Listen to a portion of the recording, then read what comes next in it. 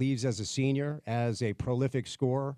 Juwan Roberts leaves as a senior with an incredible career behind him. And they're going to lose a lot, but they have one of, if not the best transfer classes coming into college basketball next year. We'll get to that. There's already preseason top 25s out, and I saw one today where Houston's at the top.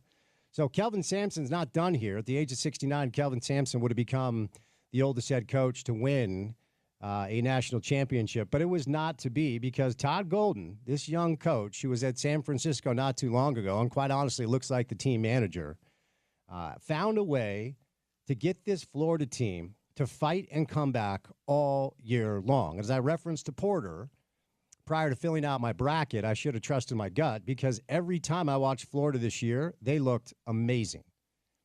They had a game against Tennessee when Tennessee was the number one team in the country where they beat them by 30. Okay, we could continue to they beat Auburn, who was the number one team overall at one point. They smoked A&M. They ran away from Bama. They killed Missouri.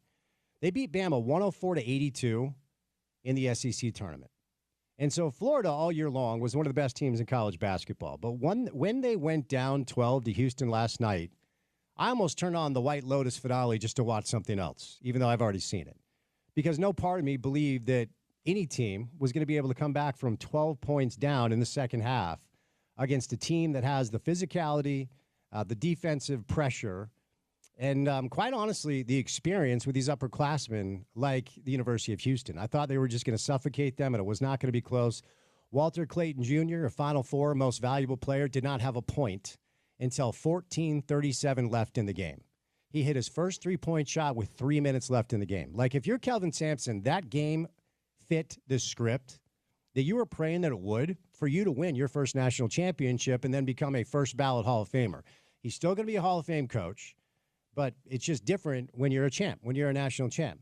As I referenced in the Open, Todd Golden becomes the youngest head coach to win a national championship in college basketball since 1983, when Jim Valvano was 37 years old, bringing that NC Wolfpack team to the national championship, led by one Thurl Bailey, our guy Big T. And Florida's going to lose a lot. That's a different team as Elijah Martin is gone, Walter Clayton Jr. is gone. Will Richard is gone. They've got a lot of players that were basically their best players this year that will leave. But Houston, this is one of those games, and I talked about it with Sean during Crosstalk. Emmanuel Sharp is a really good college basketball player. I don't know what his pro prospects are, maybe an overseas guy that can cut a paycheck. And he did an excellent defensive job on Walter Clayton Jr. for about 30 minutes or so. They are not in this game without Emmanuel Sharp, but those back-to-back turnovers to finish the game, and the final possession, when you don't even get it on the rim, that's the type of stuff that stays with you your entire life. When the stage is that big and you're playing for a national championship and you have it in the bag, that game was done. Houston went their final 4 possessions without a shot. 4 turnovers to end the game. I mean, there are losses, and then there are those types of losses that never fully leave you. And they just could not run anything down the stretch. I thought the length of Florida really got to them. They went away from Juwan Roberts in the post after he had a little bit of success. I don't know how L.J. Cryer does not have the ball in his hands to finish off the game over the final few possessions. And it looked like the final possession that ended in Emmanuel Sharp having a jump shot contested by Clayton, and then he had to drop the ball. If he was a little bit more patient, they were running a misdirection than a ball screen to get the ball to L.J. Cryer on the right wing because he's their best shot maker. He had 19 last night. But ultimately, Florida gets it done. They are your national champ, and March Madness comes to a close. All right, we'll do some more college basketball because there's some news about the University of Utah, and there's some news about BYU that we'll get to. Some players leaving for the draft, some players entering the transfer portal. I referenced the way too early top 25 that Jeff Borzello released today. We'll get to that because Houston is at the top. BYU is in the top 25, but not near as high as I thought they'd be, so we'll get to some of that coming up on the show. But before we catch a break, do want to tell you about my friends at Prize Picks. Springtime is here, and baseball season is officially underway. Don't miss your chance to add your favorite players from the diamond in your Prize Picks lineup. Whether it's strikeouts, RBIs, or first-inning runs, take your pick of more or less for a shot to win up to 1,000 times your cash today. On Prize Picks, you can mix and match player projections from different sports. Combine your favorite baseball players with players from basketball, hockey, esports, and much more. Download the Prize Picks app today. Use the promo code ESPN700 at checkout. You get $50 when you play your first $5 lineup. You do not even have to win that $5 lineup to get the $50. It's on the house. So download the Prize Picks app today. Use the promo code ESPN700 to get $50 when you play that first $5 bet. Prize Picks, run your game all season long. Tony Jones from The Athletic joins us coming up next right here on ESPN 700.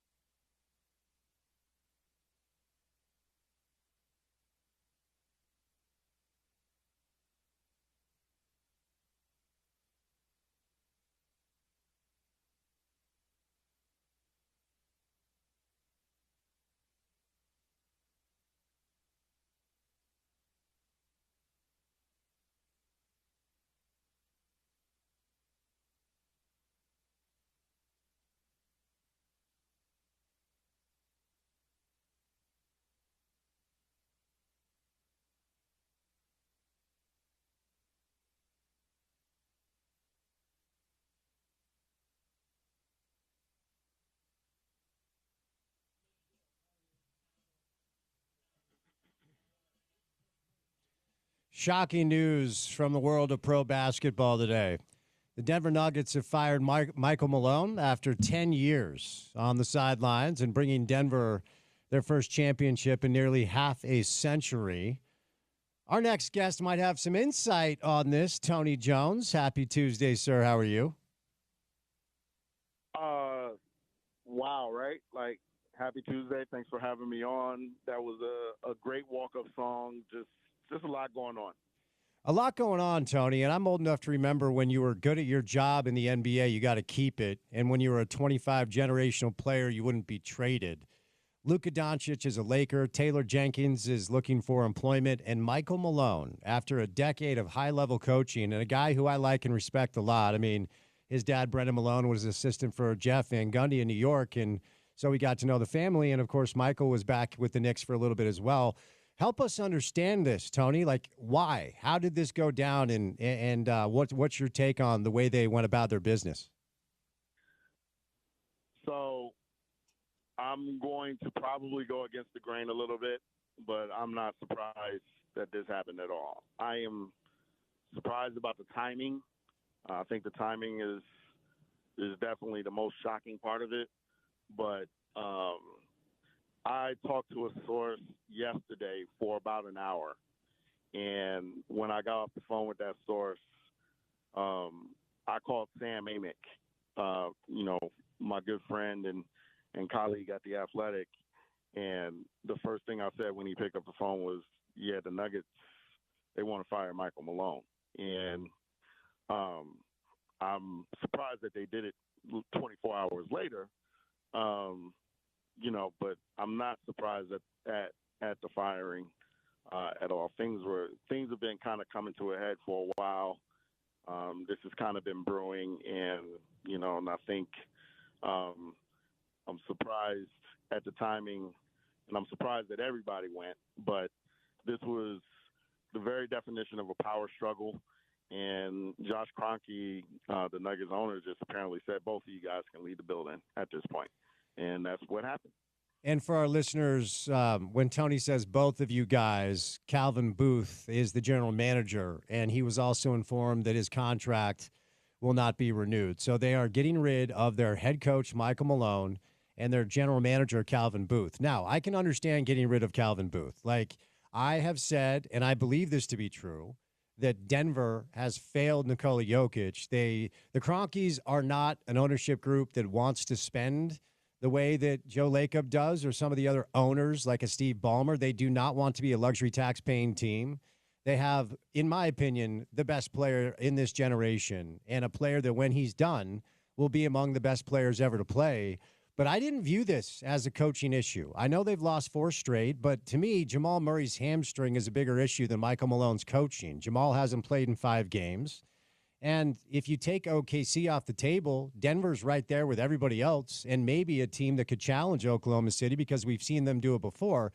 So your point about the power struggle between Calvin Booth and Michael Malone, well taken, but they're both gone. Why not just get rid of Calvin Booth and keep Michael Malone around? Like, is this a locker room issue? Is it a player issue? Like, what exactly led them to doing this to their head coach? I understand the GM. I don't get the coaching thing. Well, because Michael Malone lost the locker room. And, all right. And when I say he lost the locker room, that includes Nikola Jokic. He lost Nikola Jokic. And he lost the locker room as a whole. And so, that's one of the reasons why, Coach Malone also got fired as well. I have, some things brewing that, that will be written pretty soon in The Athletic in terms of specifics about, how Malone lost the locker room. But I can tell you from a broad sense through my sources that Malone lost the locker room. And, there were several things in terms of Calvin, there were several things that went into his firing as well, one of which was, the contract to Jamal Murray because of the durability factor. And it wasn't that he gave the contract Murray. It was that the contract was really expensive and it was really player friendly, a little bit too player friendly for the Cronkies' taste. In that, along with a couple of other missteps like giving Zeke Naji a 4-year contract when we're not even sure he's an NBA player. Spending 3 second-round picks to get off of Reggie Jackson. Player options to Russell Westbrook and Dario Saric. Things like that have hamstring the Nuggets. I mean, if you look at what the Nuggets have going forward, it's pretty bleak in terms of in terms of assets, right? Like they have one tradable first round pick, which is 2031. Their 2027 and 2029 first round picks, and this is going to be a big shock to everybody here. They belong to the Oklahoma City Thunder. Because the Oklahoma City Thunder, everything belongs to the Oklahoma City Thunder. Yes, it does. Yep. So, there's no assets, there's no money. It's going to take whoever comes in and gets the GM job. I mean, there's not really a cupboard to work with, and part of this I think is on the Cronkies. It is the Cronkies absolutely, and they made it really certain. We do not want to go into the second option. I mean, we do not want to go into the second apron. So Calvin Booth was, in large part, working with what he had, which is what led to where we see the roster right now. Because, let's take, for example, the Boston Celtics. The Boston Celtics are like, we can go into the tax. We can go into the apron. Re-sign, Jason Tatum. Re-sign Jaylen Brown, offer an extension to Drew Holiday and the people around them, and we'll pay the tax. We're fine. We just want to put the best product on the floor as possible. And I think that Calvin Booth has been hamstrung in that. But at the same time, Calvin Booth made mistakes. Like the Zeke Naji contract, that's a legitimate mistake. It's untradeable, and it's 4 years. And the Reggie Jackson trade, because he had a player option, that's 3 second-round picks. Those are three picks where you can either use it for a trade or you can try to go and get rotation players. So I think Calvin Booth hit on the margins in 2022 and 2023 in order to win Denver on the championship, to win Denver a championship, because he went and got Bruce Brown, he went and got Jeff Green. Those are hits on the margin. But he also lost Kentavious Caldwell-Pope to free agency. He also gave Zeke Naji that contract. So he also missed on the margins ever since they lost the championship. So it's been a really mixed bag there. 3 games left for Denver. Last thing here.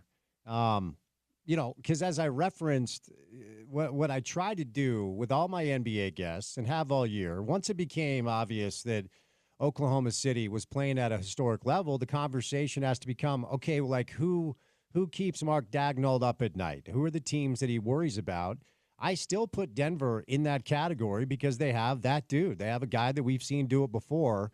And no one ever does it by themselves. Michael didn't, Kobe didn't, LeBron didn't, but Jokic is as close to anybody that we've seen carrying a team to championships and playoff runs. So what do you think best case scenario is for Denver as the playoffs are only 3 games away now? No, I mean, I still think their best case scenario is a championship. Like you said, they have Nikola Jokic. When you have that guy, you're going to have the best player in every series, and you're going to have a puncher's chance. But, one of the things that Josh Kroenke said publicly today was that he wants to see the joy back. And there are reasons for this. But this team is not playing with joy. And this team is not playing with energy. And, I think and that's part of the reason why Malone no longer has a job. And, I know I can't really go into specifics, but there are some things that have been at play internally that have caused this. So the hope is that they start with one thing, right? Come out tomorrow night, play with energy. They lose to Sacramento tomorrow night. There's a real chance that they're going to fall into the play-in. The play-in, this was a team that was second and third in the Western Conference for much of the second half of the season. And, now we're talking about, a one-game scenario to Sacramento, and if that doesn't work out for them, there's a real chance that they're playing on Tuesday next week. So, I think the first thing, in a macro sense, in a micro sense, is to come out on Wednesday and play with energy and play with force against Sacramento, and then just kind of take it from there. But the Nuggets at their peak, I mean, this is still, if they get Jamal Murray back healthy, of course, this is still one of the best starting fives in the league, one of the most efficient starting fives in the league. You have Jokic playing at an insane level. The guy's going to average a 30-point triple-double this season. This is truly one of the best, seasons anybody has had in NBA history offensively. So there's still, a puncher's chance to win any series that they're in. I was in Oklahoma City, 3 weeks to a month ago or whatever it was. I mean, it all kind of goes together, where they caused the Thunder real issues, and they beat the Thunder on their home floor because the Thunder could not figure out a way to deal with Nikola Jokic. So, he's the ultimate mismatch. He's the ultimate superstar in this league that we have in our league today. So if you have that guy on the floor, you have a chance to win any series that you play in. All right, moving off the Nugget stuff, let's bounce around with some local stories. It was announced earlier today that Yegor Demin is going to leave BYU, and he's going to start his pro basketball career. So when you look at a lot of the mocks, he's still a lottery pick. Some have him as a top 10. Some of them have like mid-lottery.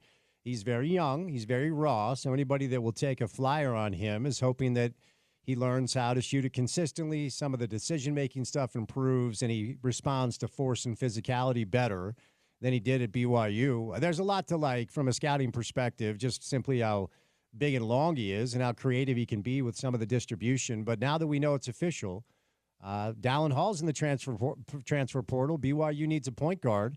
What do you make of the news today that Yegor Demin is leaving Provo? I think he had to because he's going to be a first-round pick, and people talk about, well, is Cooper Flagg going to go back to Duke? Of course, he's not going to go back to Duke. And people say, oh, well, in the age of NIL, you can recoup that money. No, you can't. You don't go into the draft, for season one or season two. You don't go in the draft at 18 for season one and season two. You want to go into the draft at 18. So by the time you're 23, you're on a second contract and you're making $100 million.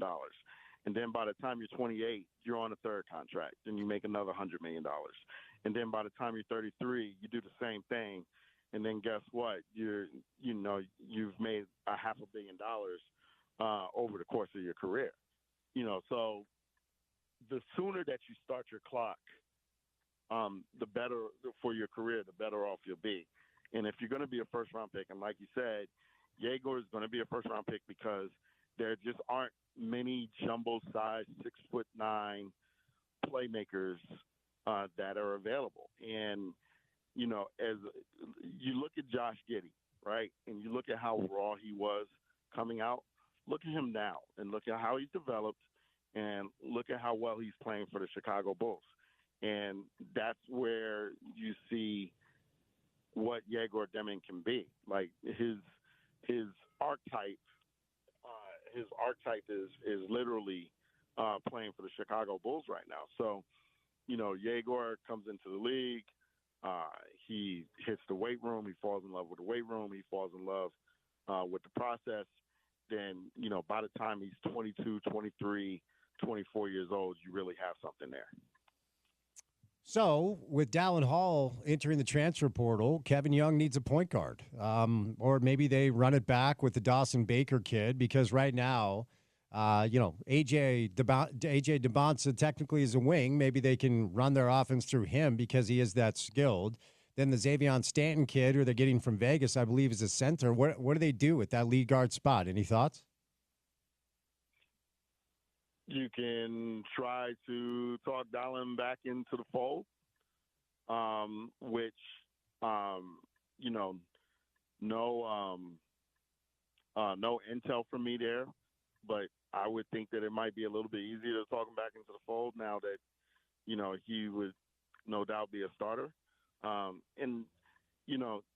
Let's put it this way. Yegor is a lot more talented than Dallin. Like, he's a better player.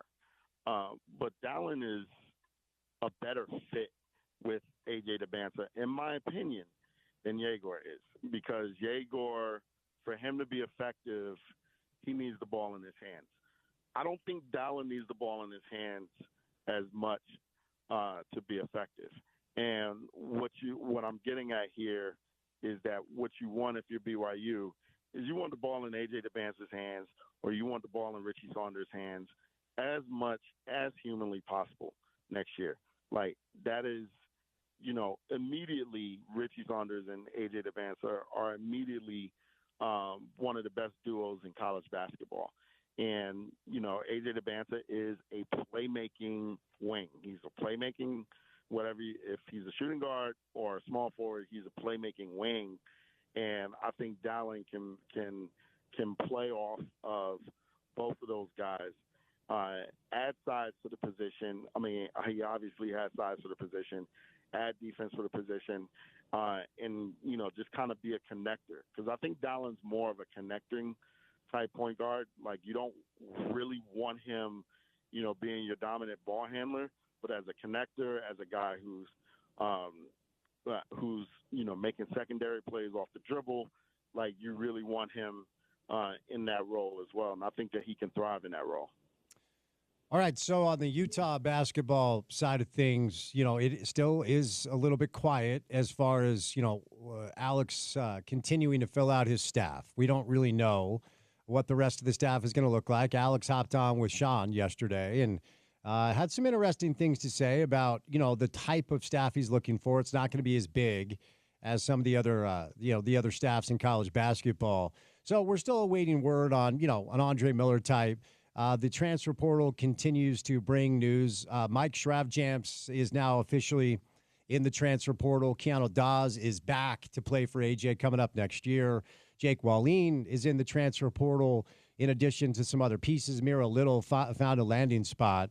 So we're still waiting to kind of learn exactly what Utah basketball is going to look like next year. You were good enough to kind of talk to us about Rafael Chilius, a guy that and you played with back in the day. And apparently this Fairleigh Dickinson transfer, Terrence Brown, has a direct relationship with Coach Chilius. And he was one of the top 10 scorers in college basketball last year, 21 points, 6 boards, 3.2 assists. Shout out to the great Northeast Conference that you're familiar with, where Fairleigh Dickinson, obviously is located. Any insight on this transfer that AJ was able to grab? According to On3, he's a 4-star transfer with a composite ranking of 93.2 out of 100.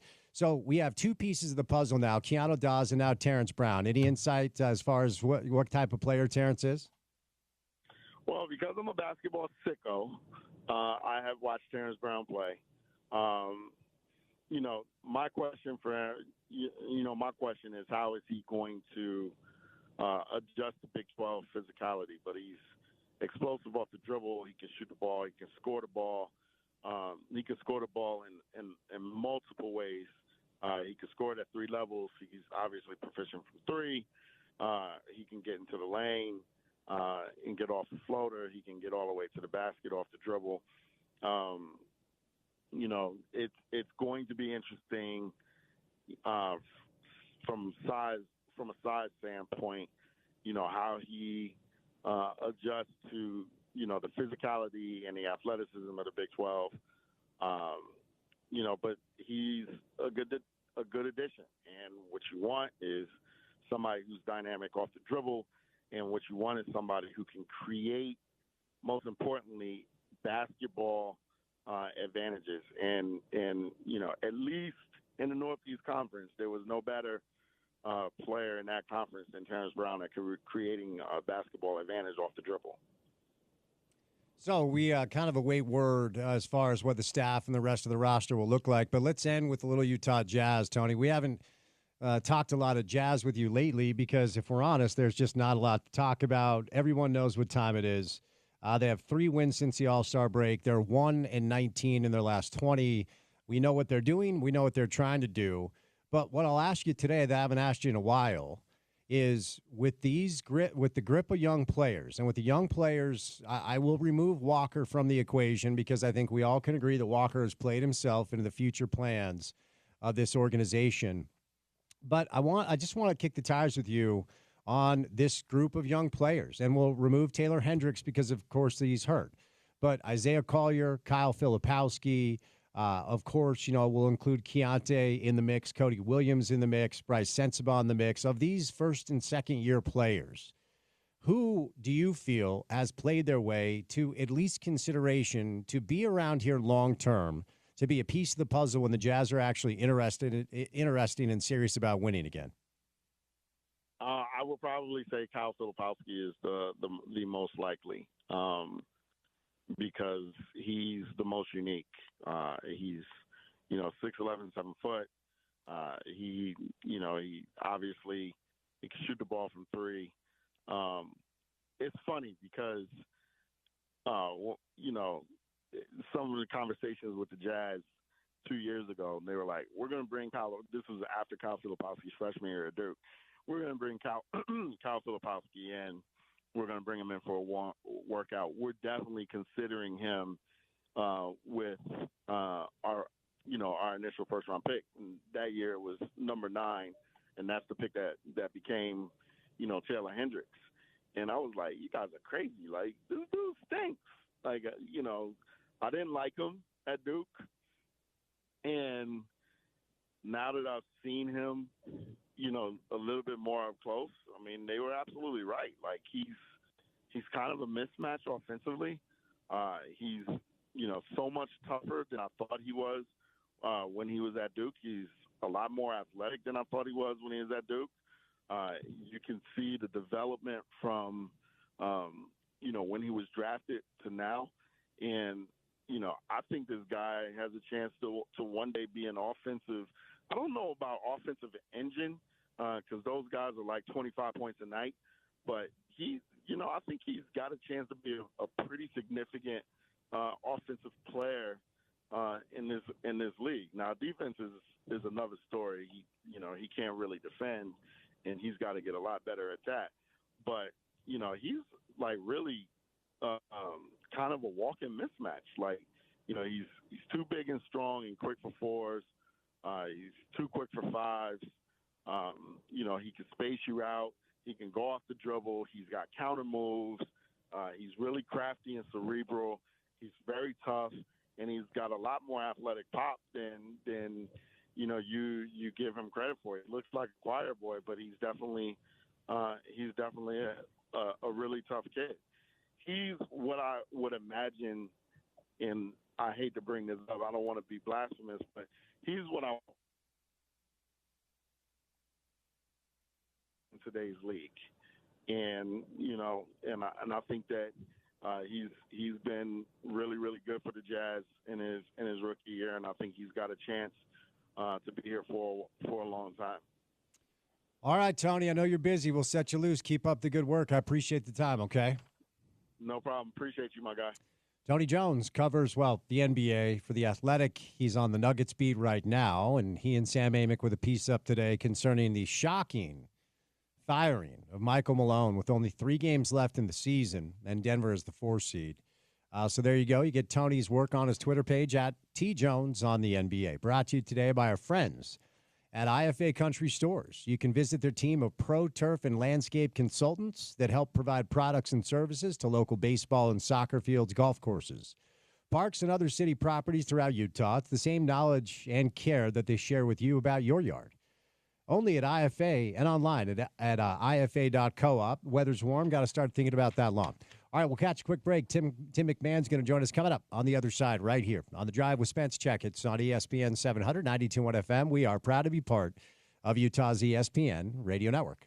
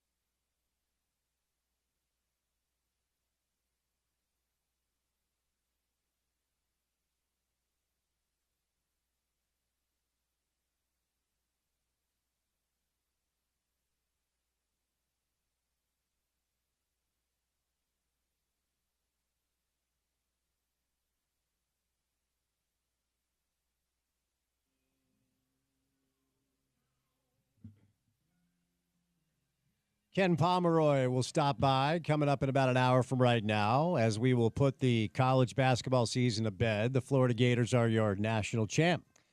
But shocking news in the world of pro basketball today. After a decade of very high-level play, including a championship in Denver, Michael Malone has been fired by the Kroenke family. Our next guest probably has some thoughts on that. Tim, I'm old enough to remember that if you were a generational player at the age of 25, you weren't traded.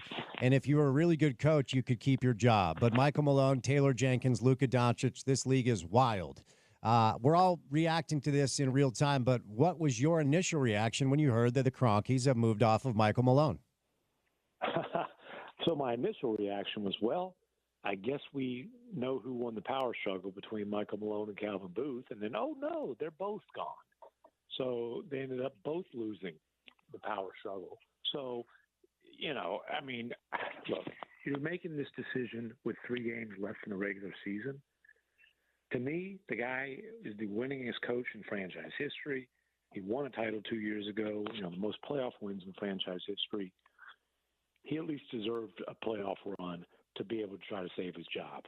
But Josh Kroenke came to the conclusion that, as I was told, the way he explained it to the rest of the coaching staff was, the plane was going down, and he was going to do whatever he could to try to save it. And they might not have a safe landing, but they're going to try. And he felt like the only way to do that was to fire Malone and basically tell Calvin Booth, hey, thanks for your services, but they're no longer needed. You're not going to renew his contract. He's out now.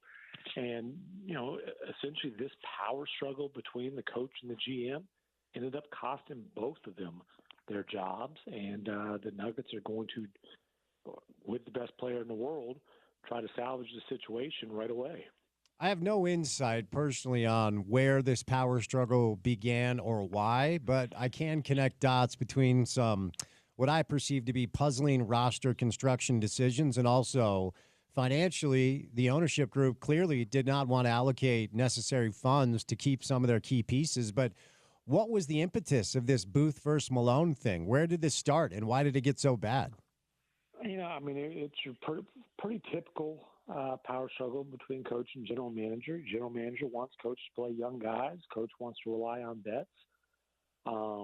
Look, the losing Bruce Brown in the wake of the title run, that was a simple math problem. Like that was a CBA math problem. They couldn't pay him anything close to what he got. That's understandable.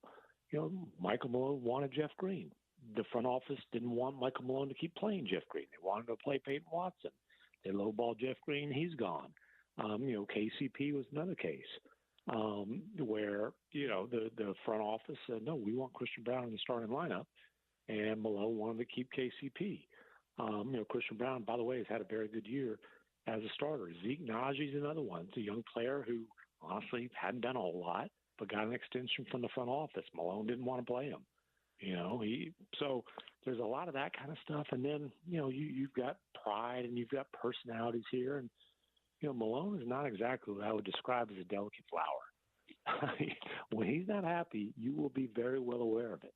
He's very confrontational. And Calvin Booth, I was told, was kind of the one person who fought back against Malone. And again, it ended up being they threw a bunch of punches and, they both got knocked out. So Tony Jones, your buddy from The Athletic, he and Sam Amick are reporting that Michael Malone, let's call him the name that he prefers, lost the locker room, and that includes Nikola Jokic, I'm not questioning Sam or Tony. I wouldn't do that to them, just like I wouldn't question you. When you tell us things based off your reporting, we use them on the show. It's just that doesn't feel like a Jokic thing to me, right? And now we have seen some emotional outbursts lately. They've lost 4 straight. I would put that on Jamal Murray's hamstring as much as anything. They are 11-13 since the All-Star break. But what do you make of that dynamic, that maybe Michael Malone's players were even fed up with the way he was approaching things? I was told that Malone, and look, you always hear that when a coach gets fired, especially mid-season, right? You heard the same thing with Taylor Jenkins in Memphis. I was told the same thing. I was told the players had quit on him. Not necessarily that Joker had quit on him, but Joker, what I was told directly was that Joker had tired of Malone's ego. I don't know for certain that this was a decision that was run by Joker before it was made, but if it wasn't, that would surprise me, and I would think that would be a pretty strange way to operate a franchise. But based on what I've been told by people who were involved, with that franchise, people that work for the Nuggets, they don't think this is going to be a decision that necessarily upsets Joker, and they were pretty confident saying that it wouldn't be upsetting to Jamal Murray. Very interesting. Ever since Oklahoma City established themselves as the clear favorite and best team in the West and maybe the league, I've asked you and McMiniman, all of our NBA guests that we have on, who keeps Mark Dagnall up at night. And on more than a handful of occasions, the answer has been the Denver Nuggets. Do you think this changes that? Are they still a legitimate threat, even with all the chaos that's gone on? Tell me how Jamal Murray's feeling come playoff time. For sure. That honestly, that's the answer. I was told that Murray and Jokic both really do like David Adelman, who's going to be the interim coach. Maybe this is a situation where those guys kind of rally behind a coach who they'd like to get the job on a permanent basis. We'll see how all that plays out. But look, the Nuggets are going to have the best player probably in any series that they play in. I mean, maybe Luka on any given series could be better than Joker, maybe Shea in any given series, but I like the Nuggets odds there. That's going to at least give you a fighting chance, but Joker can't do it alone. He can't be the only star. They need Murray playing at the kind of level that he played at during that title run to have any hope of making a deep run in the West. So the LA Clippers have entered the group chat, Tim. Whenever Kawhi Leonard is healthy for a long stretch and decides that he's invested, we're all reminded of he is one of those dudes and has been for a long time. They went on a stretch where they were like 2-6 in their previous 8, and then I think they're 11-3 in their last 14, including winners of 4 straight and 8-2 in their last 10. I know that we're all supposed to just say the Clippers are going to clip because we've been conditioned to believe that, but their recent run doesn't feel like nothing. What do you make of it? It's definitely not nothing. And look, they kept their heads well above water even while Kawhi was out for a big stretch of the season. And they've had a lot of guys who've had great years, who've played better than I think people anticipated they would. Norm Powell has been awesome all season long. Ivica Zubac has had a phenomenal year. They have, I think they're ranked 3rd defensively, or they're at least a top 5 defense. Zubac has been phenomenal there. Getting Chris Dunn has really helped them. Bringing back Batum. James Harden doesn't have the prettiest shooting numbers, but he's been extremely effective, operating that offense. The fact that Zubac and Powell, these guys are having career years, I think Harden's got something to do with that. Ty Lue's a hell of a coach, and so is Jeff Van Gundy. And Jeff Van Gundy's fingerprints are all over that defense. And so, look, do I think that the Clippers are going to win the West? No. Do I think they're going to be a B word to match up with in the playoffs? I absolutely do. And for equal time, I'm going to ask you about another team that actually recently has the very same trajectory. Minnesota went, I think, 3-5 over an 8-game stretch, and they're 12-4, I believe, in their last 16. Winners of 5 straight, 7-3 in their last 10. It seems like every week we have you on, I'm asking you about Denver and the Lakers and, of course, Golden State with their run with Jimmy Butler. But has the recent run of play from Minnesota changed your mind about what they can do this year in the playoffs? Again, they're a tough matchup. Their biggest flaw all season long has been closing games, and that's been an Ant issue. Ant playing hero ball down the stretch. And there have been examples recently down the stretch of games where, Ant was making the right plays. Ant was making good decisions. If Ant has matured in that regard, if he's turned a corner in that facet of the game, you've got to respect the Timberwolves. They were a Western Conference Finals team last year, and he's one of the top 8 or 10 players in the league, definitely one of the most talented players in the league. And they're sixth right now in defense, but they've got the ability to be one of, if not the best defense. Well, I'm going to say the second best defense. I don't think they can be as good as the Thunder defensively. They've got the ability to be absolutely elite on that end of the floor. So I'll just bottom line it because, like I said, every week we ask you about it's the Thunder and everybody else. So who would you put at the top of the list right now of the group of teams that is everybody else as we currently stand today? I had to do this for an ESPN.com thing that ran earlier this week, and I put the Nuggets, and then they fired their coach and GM. So, I mean, honestly, dude, I could make a case for the Lakers. I can make a case for still the Nuggets because primarily of Joker. I can make a case for the Houston Rockets. They're the 2 seed. I can make a case for the Warriors. So I guess that's a long way of saying that it's like that IPA at I believe it's Red Rocks has the El Fino IPA. There you go. That's kind of where I am with this one, El Fino. Well, as long as you only have 2 of those things, because they'll hit you pretty hard. I'll tell you that much. Those are hammers. Ain't no lying about that. Yes, they are. All right. What does Matt Ishbia do, and what do the Phoenix Suns do this offseason, Tim? I mean, I was having dinner with some buddies last night, and we were talking about the Jazz and how long it will take until they get back to at least a decent level of respectability and winning. And, the fact that there's a team with Kevin Durant and Devin Booker, and, of course, there are issues beneath the surface as opposed to just giving you names on paper, but they are, of course, out of anything special this year. They are in salary cap hell. What happens in Phoenix this offseason? Well, they will have a lottery pick that goes to the Houston Rockets. Mm-hmm. They will most likely fire their coach again for the 3rd straight year, and they'll go 3 for 3 with that under Matt Ishbia. I don't know. Maybe they like the championship-proven coach, and maybe they hire Michael Malone, who's available all of a sudden. They will almost certainly trade Kevin Durant, where I don't think they're going to get anything close to what they gave up for him. He's going to absolutely have say on where he goes. And they will attempt to retool that roster around Devin Booker and continue to be absolutely all in. Now, is that the path that I would advise? No, it is not. Have they asked me for my input? No, they have not. I asked them for what their plan was, and that's the plan that they laid out to me. All right, last thing, then we'll set you loose. I know you got a busy day, and I will ask you just a general question about the Jazz because, I can get into the black magic and stretch at times to make topics interesting, but they're 1-19 in their last 20. They have 3 wins since the All-Star break.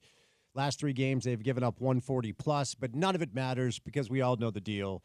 Just what are you anticipating this offseason? Like, what's the general approach? I don't think we're going to hear Danny Ainge give a presser where he talks about big game hunting ever again. But what do you think the general approach, and obviously the first piece of the puzzle is the pick they get come May, but for Jazz fans out here that are curious and they're thirsty and and the patience is running thin, what's the offseason have in store? Yeah, and the big game hunting thing really surprised me last year because I didn't you think you're a player away? Yeah. You're a rebuild away. And obviously that's the route that they've taken. And look, man, we all understand this whole year has been a lead up to the lottery. And if they land 5th in the lottery, it's going to be awfully depressing. If they land 1st, then, it's going to be cause for celebration and, suddenly things are looking up. Not that they'll be a playoff team or anything next year, but they'll have a clear franchise cornerstone and a guy to build around. But look, it's still, I would say it's very early in a rebuild, and I think you can argue that the rebuild was delayed more than it should have been. They kind of half rebuilt for a couple of years. They're full-blown rebuilding now. You hope you get lucky in the lottery. You hope that all that work that you did to earn the best odds pans out for you. It sure hasn't been a whole lot of fun to watch, or I'm sure for anybody in that organization to live through. And honestly, like we talked before the deadline, I thought that whether it was Colin Sexton or Jordan Clarkson or John Collins, at least one of those guys would get moved. I mean, have all those discussions again this summer. And, this is a team that I think you're trying to build to be in position to be good, in 26 and 27 and for a little while after that. But you're still a ways away. Yes, sir. All right, buddy. Set you loose. Thanks for the time. Be good. I appreciate it, brother. Tim McMahon covers the NBA. Like Tony from The Athletic, Tony covers the Jazz when they're interesting, and Tim covers the Jazz when they're interesting. And neither of them are covering the Jazz this year. So we'll see what the offseason brings. Of course, the lottery will be the first step to understand through which prism they'll approach the rest of the offseason, whether it's Cooper Flag. Hopefully, at least it's in the top 3 or top 4. I don't think they'll fall further than that, but it is a lottery, so you never know. All right, Tim stops by today, courtesy of our friends at IFA Country Stores. The weather is warm outside. If you look outside, the sun is shining. We've got a nice week of spring weather ahead. And if you've been neglecting your lawn, now it's time to think about it with our friends at IFA Country Stores. IFA Country Stores have everything you need to care for your lawn, no matter its size or shape. Their 4+ lawn care program can promote healthy green grass this summer. Visit with their team of pro turf and landscape consultants that help provide products and services to local baseball and soccer fields, golf courses, parks, and other city properties throughout Utah. It's the same knowledge and care they can share with you about your yard, only at IFA and online at ifa.coop. All right, Ken Pomeroy will join us to start off the 4 o'clock hour. Put a little bow on the college basketball season that culminated last night with a national championship for the Florida Gators.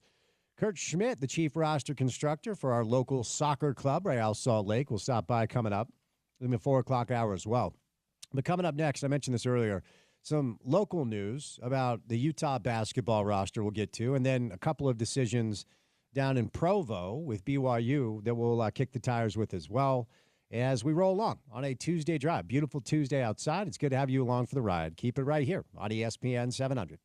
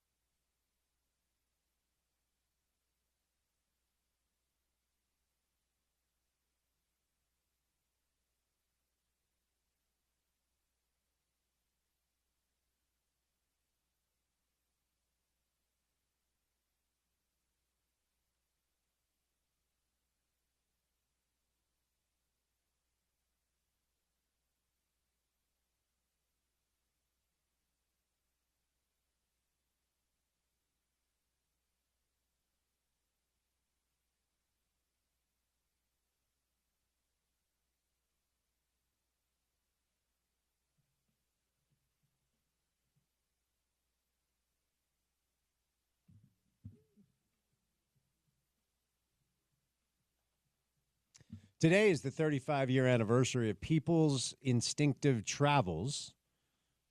Great album from our guys, Tribe Called Quest, on a Tuesday afternoon. Time now, by the way, for the Festival of Teas. ESPN Festival of Teas is powered by the Utah Golf Association. Each day of spring, and spring has sprung, it's beautiful outside today. ESPN 700 is giving away rounds of golf from the best courses in the state. Listen to the Down and Dirty with Scott Mitchell from 10 to 11, the Sean O'Connell Show from 11 to 2, and this little radio program, which we call The Drive with Spence Checketts from 2 to 6, for your chance to win each day from ESPN 700 and the Utah Golf Association. Details can be found at ESPN700sports.com. Today we are sending you to Glendale, free round of golf to Glendale. Yesterday, we had listeners text in nice things about you. Hell yeah. How did that make you feel? Really good. There was a lot of nice compliments. Let's text in more nice things about Porter today, then, because I thought you were going to go opposite. No. I'm about spreading joy. You don't give me the credit for the love that I spread in the community, but I proceed, unbothered by you. So I'm going to do it again. We can do this all the time if you want. 877-353-0700. Text in something nice about Porter, and we'll give you a free round of golf to Glendale. It's our Festival of Teas today. And also, shout out to our friends at IFA Country Stores. It is warm outside. You may have neglected your lawn situation until right now. Time to think about it with our friends at IFA Country Stores. IFA Country Stores, they have everything you need to care for your lawn, no matter its size or shape. Their 4+ lawn care program can promote healthy green grass this summer. Visit with their team of Pro Turf and landscape consultants that help provide products and services to local baseball and soccer fields, golf courses, parks, and other city properties throughout Utah. It's the same knowledge you care. It's the same knowledge and care they share with you about your yard. Only at IFA and online at ifa.coop.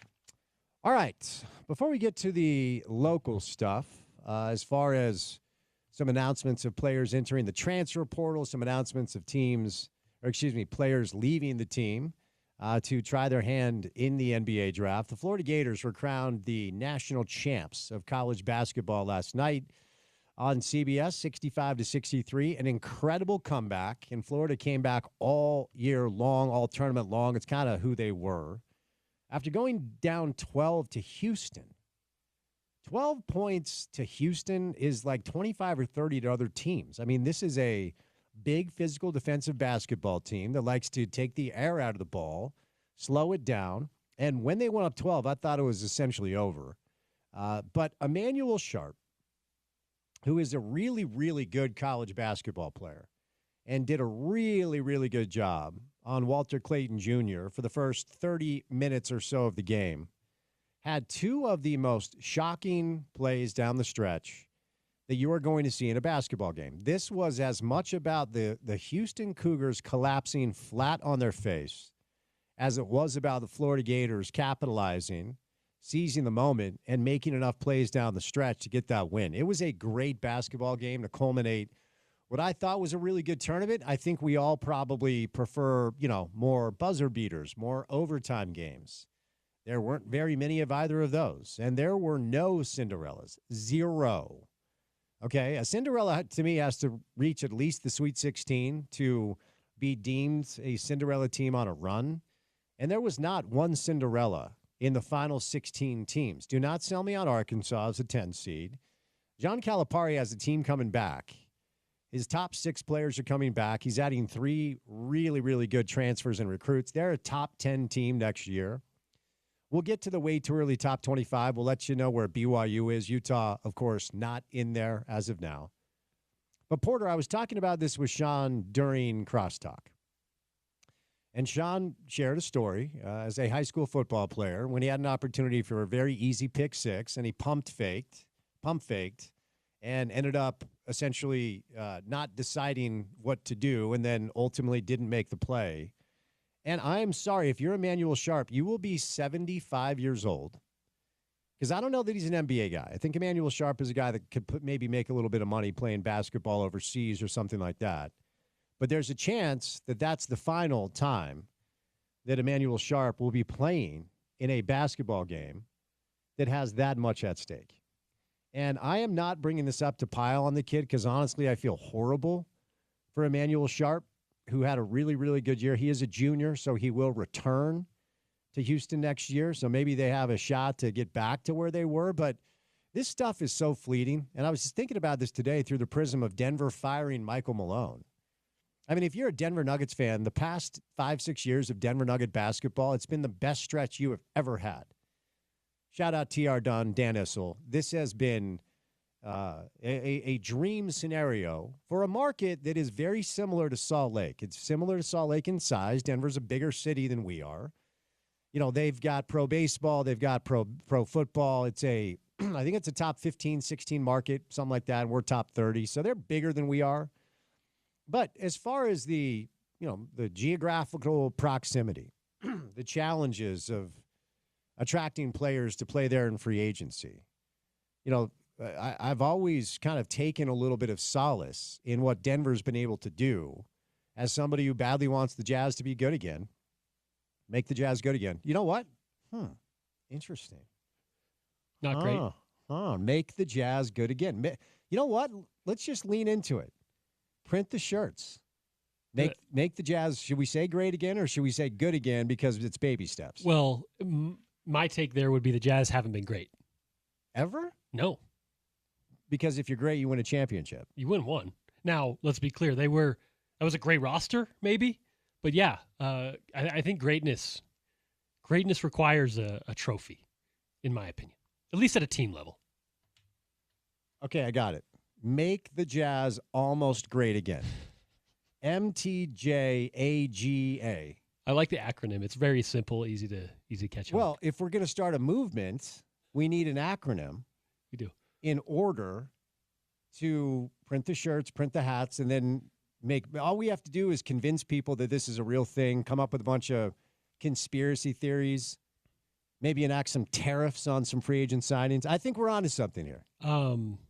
Let's go Kevin Malone, The Office. Few words do good. Few words do trick. Very nice. Jazz good again. JGA. JGA, Jazz good again. Make the Jazz almost great again like they were in the 90s. And look, I'm an idea man. Okay, we're workshopping on air here. Okay, but back to the original point, a number of examples lately in the NBA I think should give Jazz fans some hope about where the Jazz can be with a couple of savvy moves, and you knock on, you land on the right draft pick no matter where it is, and then suddenly if you land on the right draft pick and you start to develop young players the right way, other players will want to play for you. We saw that here not too long ago when Dennis Lindsey expedited the growth of the Jazz by trading for Mike Conley, one of the most well-respected, efficient pick-and-roll ball handlers of this generation. That's who Mike is. I mean, at his peak, of course, not the player that he once was from Minnesota, but at Mike Conley's peak, he was one of the best lead guards in the NBA. And certainly his reputation as a member of the community, his reputation as a leader in the locker room made that savvy move by Dennis Lindsey expedite the growth of this team to the point that they were, Mike Conley missed 3 away from advancing in the postseason. Maybe fully healthy, they look different in the playoffs, but obviously that's revisionist history. And then there's Giannis in Milwaukee, where the Bucks won a championship in a city where not a lot of players care to play. A lot of examples as of late, as far as, if you're a Jazz fan to look at, that isn't simply LeBron going to Miami or the Lakers getting just another star, because that's what the Lakers do, or the Celtics just being the Celtics. There are some examples that have risen up, and Denver's one of them. But back to the point, like, this stuff is so fleeting. And when you're in the moment as a fan, you feel like the success and the run will last forever because it feels like something's been built and then it's sustainable, and then you're stunned when it goes the other way. I saw Coach Witt last night. He was at the Hall of Fame dinner. My high school basketball coach, Mike Maxwell, was inducted into the Utah Sports Hall of Fame. And I saw Kyle for a minute. Oh, by the way, Porter, you should know, Kyle said to me, whenever you want me on, just let me know. Kyle Whittingham. As opposed to Kyle who? I don't know.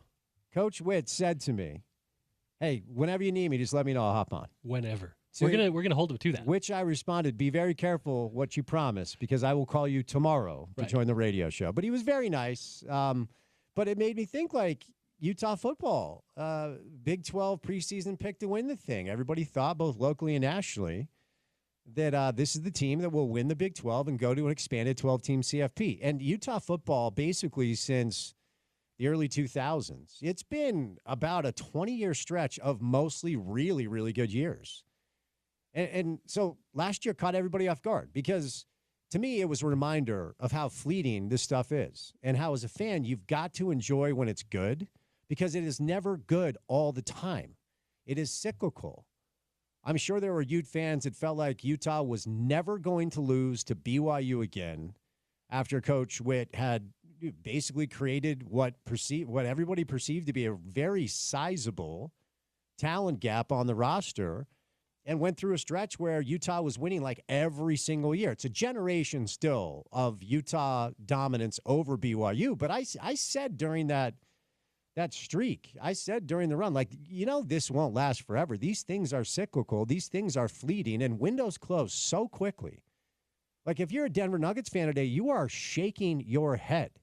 If you are Kelvin Sampson and the Houston Cougars today, you are waking up going, what the hell happened? We were right there. Which brings me back, Porter, to what I talked about with Sean during Crosstalk today. Because there's no other way to spin this. And again, I am not bringing this up to pile on this young man. I'm sure Emmanuel Sharp is having a really rough day.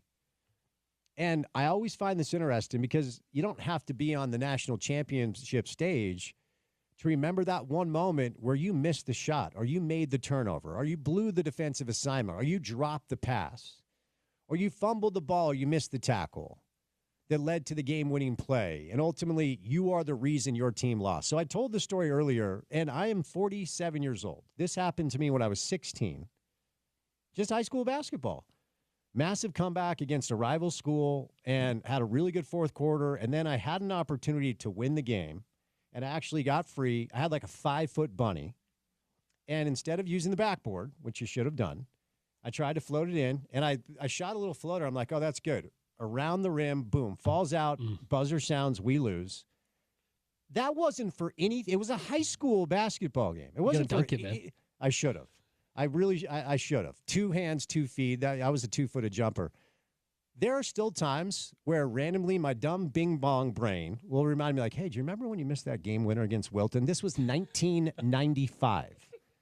And if that sticks with me, our guy, this poor guy, Emmanuel Sharp, is going to be 75 years old, remembering the 2 turnovers he made to lose the national championship. It would have been Houston's first national championship. Yeah. They had Phi Slamma-Jamma. They had Hakeem Olajuwon take them to 3 straight Final Fours. Kelvin Sampson, 69 years old. You win that national championship, you are a first-ballot Hall of Famer. Do you have a moment or moments that still seep into your consciousness when you were a whiteout at Summit? Was it Summit High School? South. Is there a North Summit? There is. Don't make that mistake. Oh, wow. Wait, is there beef between North and South Summit? Oh, very much so. That's like bitter rivals. Did you ever South Summit, Camas, Coville, North Summit? Yeah. Were you ever tipping over any cattle that North Summit had, just to say in your face? I'm just wondering what it's like up there. What's the rivalry? I mean, there's small town rivalry stuff. We never got into.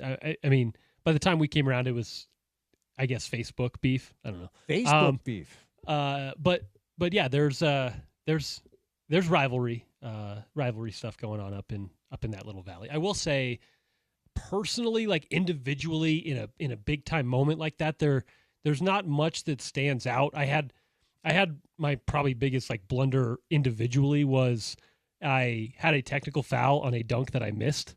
Yes, I hung on the rim. That's still cool. No, I hung on the rim on a dunk that I shot off the back of the rim and went out of bounds. I missed it, and then I remained on the rim and got a technical. Lost us like 4 points on the possession.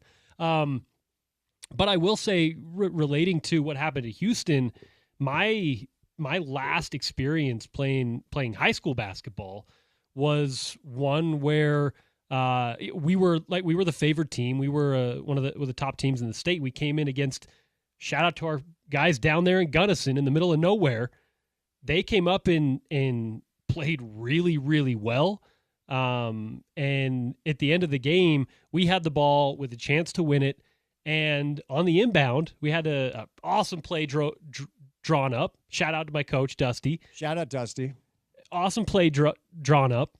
And not going to name any names, but we had a missed communication, it was right. It was the Rydalch kid, wasn't it? I'm not saying anything. Oh, it was. But it went through someone's hands. Okay. Gunnison just picked it up, scooped it up, and kind of sealed the game.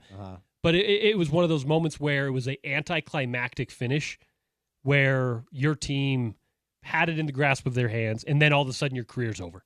Like that. Yeah. Really, like in 10 seconds. It goes from, oh, hey, we're going to be playing in the next round. We're going to be playing for a state title. And then 10 seconds later, because of kind of a botched play or a miscommunication with what the play was supposed to be, we're headed home. And it ended like that. And obviously not the stage of the Final Four, but yeah, I relate to it in that way. The emotional toll that it takes and the scars that it leaves, because look, you know what this was like. And I'm sure a bulk of our listeners know what this is like as well. Like if you listen to sports talk radio and if you watch games, there's a good chance at some point you played. And at some point, all of us probably were delusional and young and dumb to believe at some point we would be these guys that are playing in college and in pros. I mean, that certainly was my dream. And when it means that much, when you're that young, if you don't, like I can even remember, this is wild to even bring up. I was at a Jazz basketball camp. I think I was 10. And I had made it to the finals of the free throw contest, where you get a trophy if you win the free throw contest. There we go. And I can remember the night before, because it was a week-long thing. I used to go with my cousins. Shout out to my cousin Chad. And my cousin Jay. May my cousin Jay rest in peace. He sadly passed away. But the three of us used to go. His birthday's tomorrow. Wow, I'm glad I brought that up. But the three of us used to go to camp together. It was a week-long thing. That is when John Stockton famously told us to get the hell away from his car, which broke my heart as a 10-year-old. But that's who John kind of was. But I made it to the free throw final. I was really pumped, and I blew it.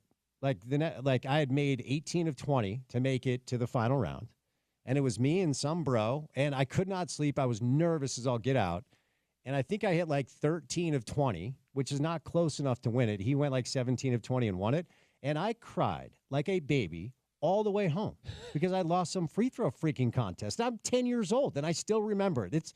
There's just something, I'm not a psychologist, but there's something about the emotion that goes into the sports that you play when you're young, because it just feels like it means so much. As you age, you have perspective, but in the moment, it feels like you have lost everything all at once. Well, I think that's the entire point to it, is your perspective when you're 14 years old, you're playing sports, is that this is everything. And to give you an idea, Spence, put yourself in those shoes, right? Back when you were 17, 18 years old. And then imagine that continues for 4 or 5 years, right? Your everything, that perspective you have when you're 18, 19, it's still going on when you're 25, you're 26, you're in the NBA, you're in high-level college basketball. Imagine how much that feels like, right? Imagine the pressure that gives you versus me playing a 2A basketball game in North St. Pete, Utah, right? Like it's got to be that times a million when it comes to the feeling that these guys are dealing with, the pressure that these guys are dealing with. And yeah, when we're doing radio 20 years later, we have some perspective that, it was just a game. It was just our teenage years.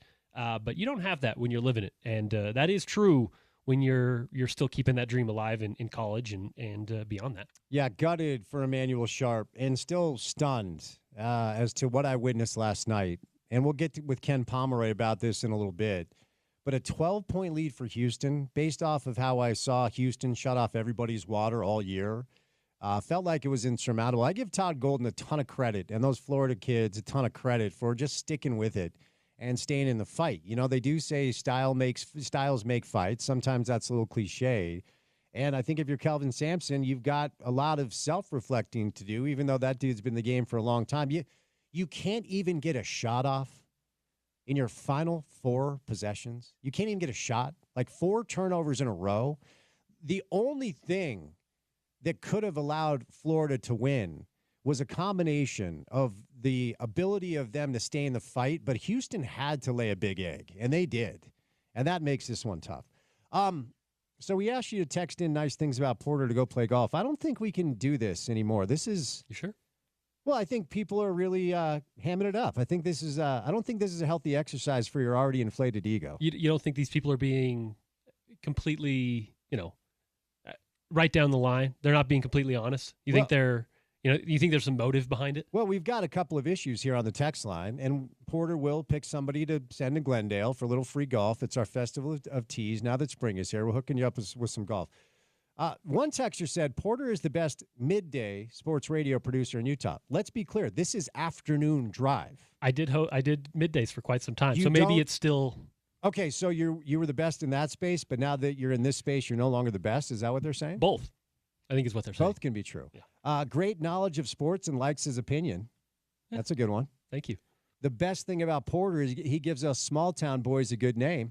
There we go. The GOAT producer of the drive. True. JP? Yeah, get him out of here. Brady? Sorry, Brady. Wow. Okay. All right. Look. Numbers. Okay. Numbers. Hey, you're not wrong. The ratings are the ratings.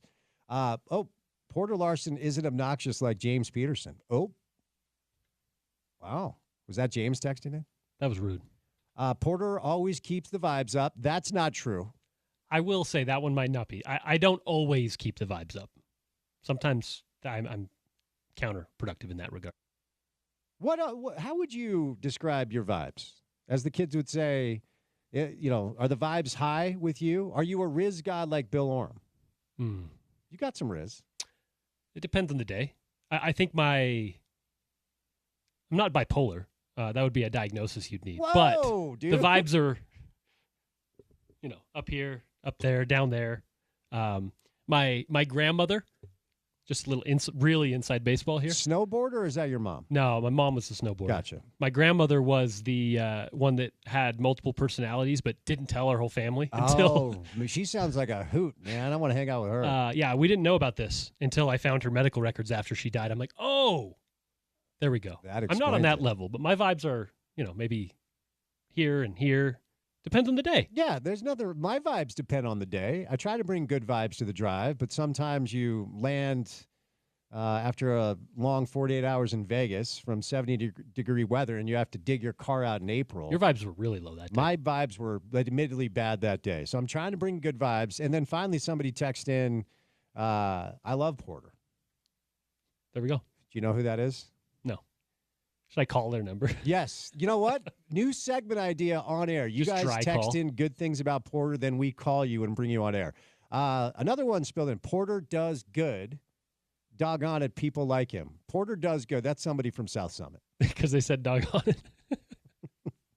It could have been. I'm just messing around. So keep those texts coming in. Say nice things about our guy Porter, and we'll send you to play a little golf. All right, 2 hours down, 2 hours to go. We will put a little bow on the college basketball season. May have buried the lead. Sorry, got distracted. Yegor Demon is leaving BYU for the NBA, and Mike Sharavjamps has elected to enter the transfer portal from the University of Utah. There's some other local stuff that we'll get to. Maybe kick the tires with Ken Pomeroy about this, and then don't forget RSL fans. We are 2.5 weeks away from the primary transfer window closing in the world of Major League Soccer. Our reinforcements on the way. We will talk to Kurt Schmidt today on a busy Tuesday drive. 2 hours down, 2 hours to go. Keep it right here on the drive with Spence Checketts on ESPN 700, 92.1 FM. We are proud to be part of Utah's ESPN Radio Network.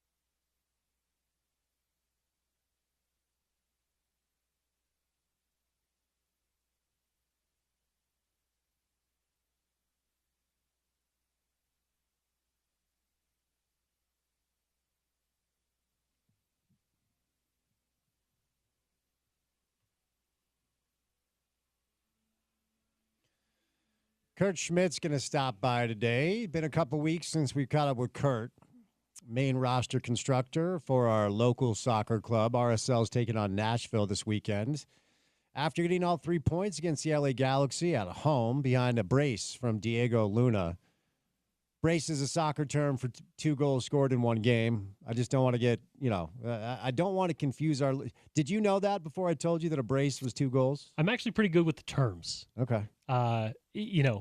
Ask me about some schemes and strategy. Getting ahead of my skis on that one. But you give me the soccer terms, I'm locked in. All right, brace 2 goals. Diego Luna becomes the youngest RSL player to tally 15 goals and 15 assists. That kid is really good. So we'll bring in Kurt to talk a little RSL. But the world of college basketball crowned a national champ last night. Florida Gators, their 3rd title in the 2000s, which puts them 2nd behind the UConn Huskies. Our next guest is our college basketball North Star and our life North Star, if we're honest. Ken Pomeroy on a Tuesday, kenpom.com. How we doing, buddy? Doing great, Spence. Just kind of reflecting on the season that was. In my position, it always goes by pretty quickly. I know for other people in the game, they think it takes forever, but for me, it just flies by. So when we last spoke, you had escaped the chilly, cold weather of Salt Lake in exchange for, I believe, Calgary. Is that where you were when we last spoke? That's correct. And where do we find you now, Ken? Where's your location? Still in Calgary. Still in Calgary. Who spends that much time? Do you want to tell us what you're doing or no? It's not that exciting. I mean, I can work you through the thought process if you want. Yes, I want all of it, Ken. We've got 4 hours of radio to do, so fill the space, sir. So here's the deal. I'm, as you know, I'm kind of self-employed. Work on my own, can work remotely in cases where I'm not self-employed, and it's just really productive for me to get away from distractions and stuff at home, and my life situation allows me to do that. So that's mostly the logic. All right. Look, good for you. I'm not judging. I wish I had that type of freedom. I'm very jealous of my friends that are in the same position you are, where they can be like, I'm just going to Bali for 10 days because I can work from there. So, and look, Calgary's beautiful. I have a brother-in-law from Calgary. He and my sister were married up there, so I'm not judging. I just, for me, Ken, if I had the opportunity to get away, I think I would choose a beach. That's just me. Yeah, and I mean, I'm not judging you either, Spence. Okay. I get how I get why people would want to go to a beach, and I can appreciate that. But the beach is not my lifestyle. So okay, there you go. Hey, tomato, Ken. Let's move on. Are we judging the Houston Cougars for that collapse? Let's start in a vacuum, then we'll pan back. And I was actually thinking about you when Houston went up 12. Because I believe with your metrics, this is the best defensive basketball team in college basketball, and not to be redundant there, but I watched them snatch souls from Big 12 teams this year. And when they went up 12, Ken, I thought that's curtains. So what do you make of let's start with the Houston side of how they collapsed down the stretch. Yeah, I thought so too. I thought the walls were closing in on Florida, and Florida had dodged a few bullets to get to the championship game. And then I thought this was it for them. Like you say, it seemed like Houston was on a mission after closing out that Duke game the way they did. They were pretty much firing on all cylinders, especially defensively, the way they kind of figured out how to, essentially take Walter Clayton out of the game. I mean, that was the one thing that you didn't really think was possible, and they had done it up to that point.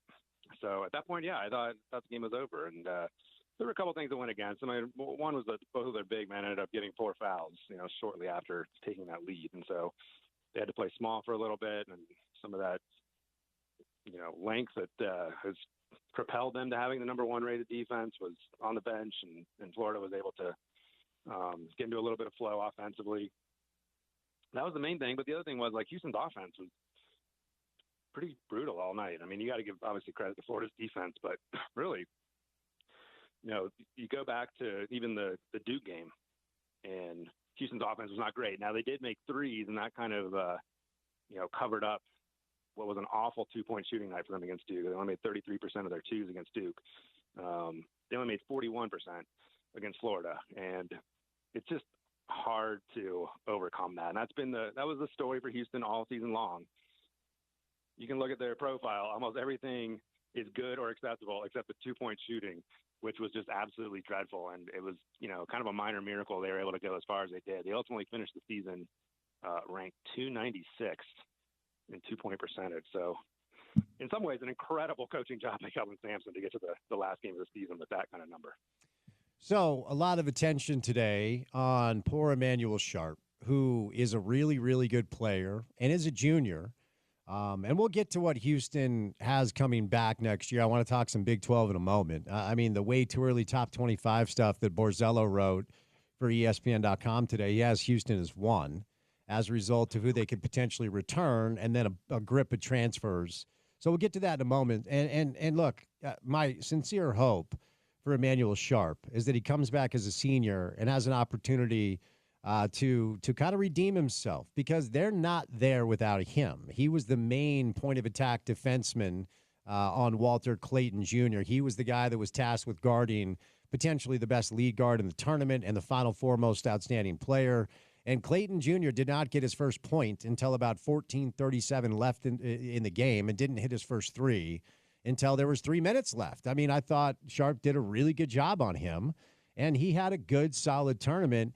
But down the stretch, back-to-back turnovers, and I don't know what exactly the deal was. When I went back and watched the replay, Ken, of the final play where Sharp rose up, and then it was a really good contest by Walter Clayton Jr. that caused him to simply have to drop the ball, or else it would have been a travel. When you watch the action on the strong side, it was a misdirect and a ball screen for L.J. Cryer, but Emmanuel Sharp just either ran out of time or wasn't patient enough. And I'm not saying it's all on him, but what do you make of 4 straight possessions to finish the game for Houston where they didn't even get a shot? Like, that's wild to me. Yeah, that is unbelievable. For a team that, generally, like, the one thing you could say about Houston was that, they wouldn't panic. They're a very experienced team, and they're going to at least execute properly. They have their limitations offensively, and we alluded to that. But certainly, you watch that final play. It's a little reminiscent of, like, this is for the real olds out there, but the '83 title game. There are people making all these comparisons to that game, and NC State's final possession in that game was similar in the sense that it was like just terribly executed. Ultimately, it turned out to work in that situation. But you rewatch that last possession for Houston, and it's like people are sort of like trying to set screens, but not really committed to it. And so obviously nobody's getting open. And then, Emmanuel Sharp's just kind of left with a choice there. And in the moment, he made a really bad choice. I think you end up, in the moment, you just have to, like, let that thing fly, throw your leg out, do something, draw some contact, force the official to make a call. But, overall, the execution down the stretch by Houston was pretty dreadful. Now, to your earlier point, you can't talk about these things without acknowledging both sides of the coin. What did Florida do, Ken, to turn it on in the second half defensively after going down by 12? Because even going into the locker room, I just had this sense like Houston's a better team. This is their time. Were there specific adjustments that Todd Golden made in the locker room at halftime or in the second half that caused so much chaos for Houston? I don't know that there were necessarily any specific adjustments. The first half, they actually were fine defensively. Like, Houston wasn't scoring at will on them. They were getting a few offensive rebounds, and I think that's where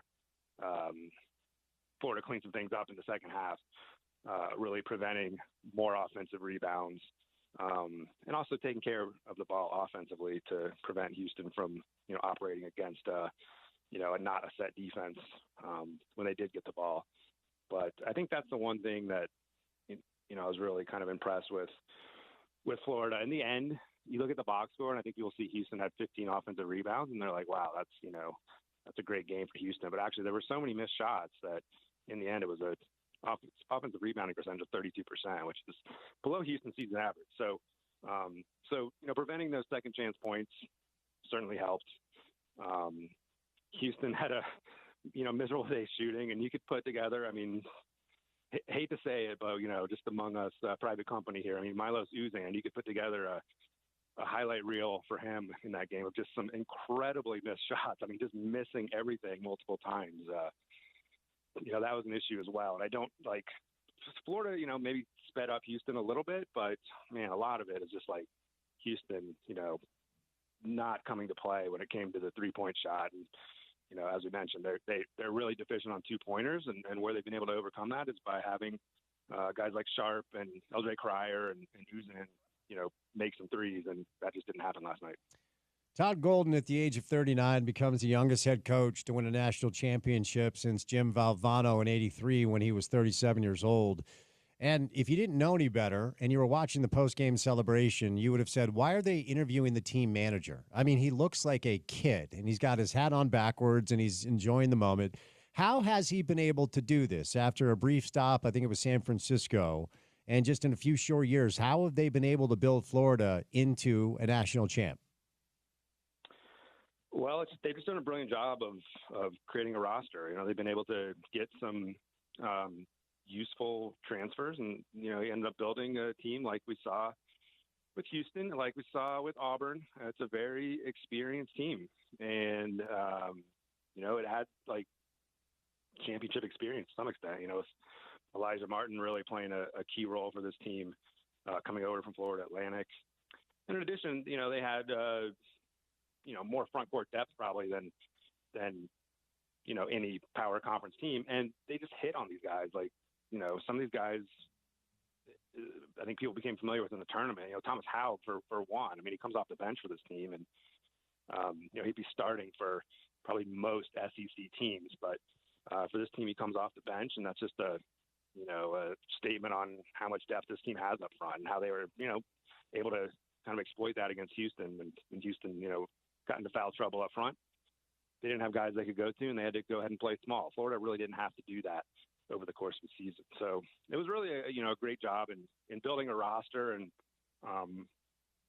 just a phenomenal run. I don't know what else to say about it. It was, you have to be impressed. I mean, I remember when Golden took the Florida job, and I mean, I had heard through, secondhand channels that he wasn't even like, he was a little hesitant to take it. He wasn't sure like if that was the jump that he wanted to make. And I mean, obviously, I think he made the right decision. Hopefully, he worked through the math and realized, yeah, you can actually like have a lot of success in Florida.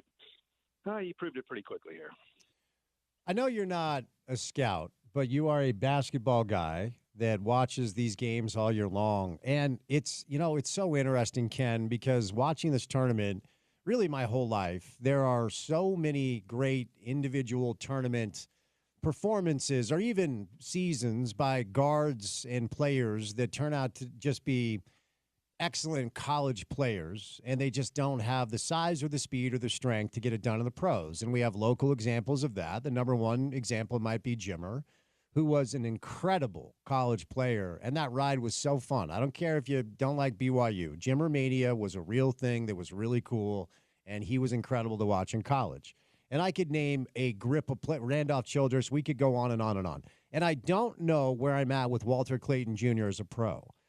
But after watching just the stones to take and make big shots, I was reading today, I think it was Gavoni that compared him to Ben Gordon, who turned out to be a combo scoring guard in the pros with a long career, including a Sixth Man of the Year after a really, really good career at UConn. But what do you think Walter Clayton Jr. did for his pro prospects, and do you think he's a long-term NBA guy? Yeah, that's a great question. A lot of what you were saying, I would echo. Like, I'm not totally sure either. He's obviously a very good college player. He has some vertical athleticism. The trick is he's a little on the older side. So, kind of the challenge, I think, of modern day evaluation of these players in the draft is that so many of them are, a little bit older than they were 5 to 10 years ago. So I don't know. I mean, I think I'm probably a little more negative on him than maybe the consensus is. I think there's certainly opportunity, though. Like, clearly, you couldn't help but watch him through this tournament, and it's not like Florida had an easy path. Like, they had a very difficult path, and they were constantly in these very challenging games, and he would make play after play. He's a very good shooter. There's some questions, I think, on the defensive end that, if he could answer those, that would really enhance his stock. But, teams are going to obviously be focusing on that and put him through the ringer on that over the coming weeks. Before we get to some local storylines, let's remove ourselves from the vacuum of the national championship game and pan back a little bit, because I have not been able to talk to you since we saw, like, if Houston's collapse was a 8 out of 10, Duke's collapse was a 10 out of 10 against the Houston Cougars. And Zion James is a really good player, and I'm not piling on any of these young men. I think if you're John Shire, you have to realize that your guy is peeing down his leg every time he's trying to inbound the ball on the baseline, and figure something else out. I mean, 9-0 run over the course of the final 40 seconds.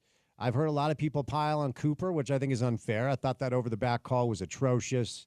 He hit their only bucket of the final, I think, 9 minutes. It's wild that they went 9 minutes without a bucket. Proctor couldn't get it going. I like the Knippel kid. I wondered if they should have kind of allowed him to inbound the basketball. But their inability to simply handle pressure to the point of just getting the ball in bounds, just like Houston and Emmanuel Sharp will remember the loss from last night, Zion James and the Duke Blue Devils are going to wear that one for a long, long time. That felt like it stung. How did you digest that one? Oh, no question. I mean, this Duke team was kind of poised to, etch themselves among some of the great teams in college basketball history. And in order to complete that, you have to win it all. And they were primed to do that. I mean, to blow the kind of lead they had against a team that, I don't want to say Houston is offensively challenged. Obviously, they can make some threes, and that was partly what they did. They come from behind, but it really seemed to me like there came a point there, I don't know, 8-9 minutes to go, where Duke got kind of tentative. If you watch like the Alabama BYU game, like when Alabama got ahead, they just kept playing, right? They just kept chucking up threes. And Duke, when they got ahead, really got tentative. They started passing on open threes. Flag did that at least once. And, Knippel did it once, and I think Proctor did it once. And you go back and watch those possessions, and they look kind of nice on one hand, like, oh, these guys are being so unselfish. They're making the extra pass, but then they keep making the extra pass, and then Cooper Flagg would get it and have to throw up a turnaround, shot from the elbow, which, like, if anybody can make it, he can. But those are difficult shots, and they weren't falling. And to me, that's where the Avalanche kind of started. Obviously, not being able to get the ball inbounds is an issue, and I don't know what John Shire's feeling. Remember that football play everybody was running? It seemed like last year or two, where everybody would line up on the baseline and run down the court and then cut back. Like, Duke was trying to have everybody come to the baseline, and Houston was pretty easily able to defend that. So that was the issue. And then you also bring up the Cooper Flagg foul, which we shouldn't forget. People just kind of dismiss that, but that game was so physical over the last 2 minutes, and they kind of call that foul on Cooper Flagg. And if you go back and watch the replay of that, Juwan Roberts is the one boxing him out. When the whistle blows, Juwan Roberts' instinct is that he thinks the foul's on him.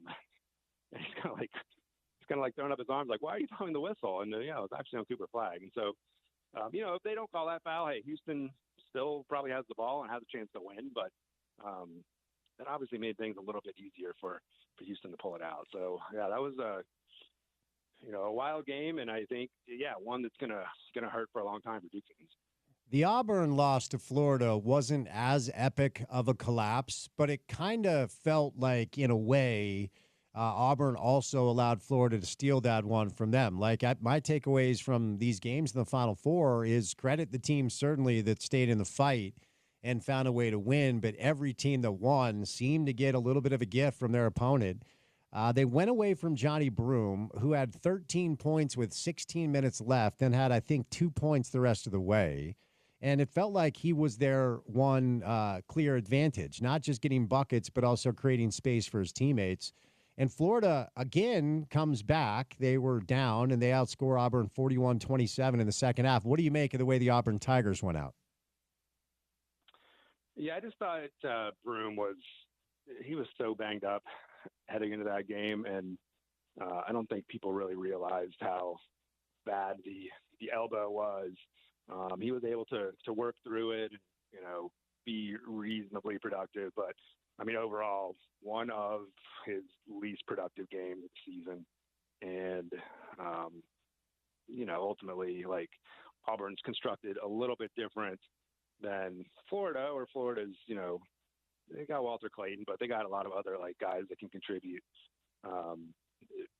in high volume if they need it. Auburn really doesn't have that. Like, they play through Janai Broome. If Janai Broome is not productive, they don't have anybody else that they can rely on to pick up the slack. They need kind of all hands on deck to do that. And, guys like Denver Jones and Chad Baker Mazzara tried to do that in that game, but, ultimately it just wasn't quite enough. And really, like, that's the thing when you look back to on this Florida run, like, people are going to maybe forget about the fact that, in multiple games here, Florida was trailing really on the wrong side. If you look at like the win probability graph, there were times where they were significantly on the wrong side of 50% in their last 3 games, and they were able to, pull each of them out. All right, a couple local storylines, Ken, and shout out to the Northeast Conference, shout out to the Central Connecticut Blue Devils. But my question is about a player who's now transferred to play at the University of Utah from Fairleigh Dickinson, FDU. And it is the first transfer portal addition from the outside. Keanu Dawes back to play for AJ next year. But Terrence Brown, one of the top 10 scorers in college basketball, 21 points per game, and was the leading scorer for FDU, and I believe the leading scorer in that conference. And according to On 3 Sports, he is a 4-star transfer with a composite rating of 93.2 out of 100. I'm not going to tell you I was grinding on FDU tape this year, but you're a college basketball savant. Any insight on this young man who's now going to be in Salt Lake City playing for Alex Jensen or Rafael Chilius next year? Well, I'll confess, I haven't broken down the tape on him. I will tell you, like somebody making that big of a jump, like some of the scoring will transfer, but you see this a lot of times at that level where a program gets a guy who's just like so we'll just say it, like Fairleigh Dickinson is probably low major, right? Like they're below mid major, so you get a guy who maybe was a mid major type player at your school, and he just kind of dominates the ball. And so that's the story with Terrence Brown. Like he, obviously big time scorer, but also just dominated possessions for them, had the ball all the time. And I assume his role will change a little bit at the Big 12 level. And typically you do see, not typically, but almost all the time, the roles for these guys shrink. The question is, how much will it shrink? Will it, will he still be a go-to guy at Utah? I would be a little skeptical of that. He probably just ends up, and I don't think he's going to be like necessarily a true role player, but something in between. He's going to be a guy, second, third, fourth option, I think, on a average Big 12 offense. Like that's kind of what you should be shooting for there. And so it's going to be up to AJ to, fill in, around him with other guys that are going to be able to score. Because if you let him play the role that he played at Fairleigh Dickinson, it probably won't go well. Well said. If I asked you about this, forgive me. I don't remember what I had for breakfast this morning, but Keanu Dawes has decided to return to the U to play for Alex and his staff as well. What sort of news do you think that is for Utah fans? I think it's good news. It's a bonus, really. I mean, we talked about it last time where, you shouldn't be surprised if they completely turned over the roster, and they won't be turning over the roster. And, Keanu's he was a role player last year, so he probably figures to be a role player this year. But a guy that that can provide some offense for the team. And, I don't know where he ranks in the offensive pecking order after the roster is constructed, but, he should be a guy who, is in that like mix to be, second, third, fourth leading scorer or something like that. If they can, again, find some talent to kind of build around him. If he ends up being the leading scorer, then, it's probably a situation where, Utah's in the bottom quarter of the league next year. All right, before I say you lose, BYU with some news over the past week, and they need a point guard. Dallin Hall is in the transfer portal, and Yegor Demin is going to the NBA.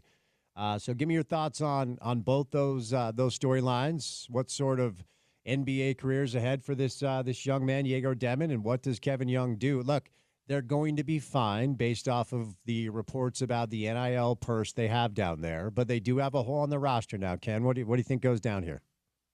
Yeah, I mean, they should be fine. So they have a hole in the roster, but I mean, welcome to college basketball. That's 300 other teams right now. I mean, the fact that they don't have 5 holes on the roster is, puts them ahead of a lot of teams. And as long as they kind of maintain that core of, Richie Saunders and Kay Makeda primarily, Dawson Baker coming back will help out as well. Obviously, Devonta, I don't know if you call him the centerpiece in this whole operation, but he's going to be a significant contributor as well. So, I mean, just from that standpoint, they'll be fine, and Kevin Young will find guys to fill the roster that I think will make this team, at worst, let's say a borderline top 25 team. I think with, Kata, Saunders, and Devonta, just from that standpoint, the team should be really good.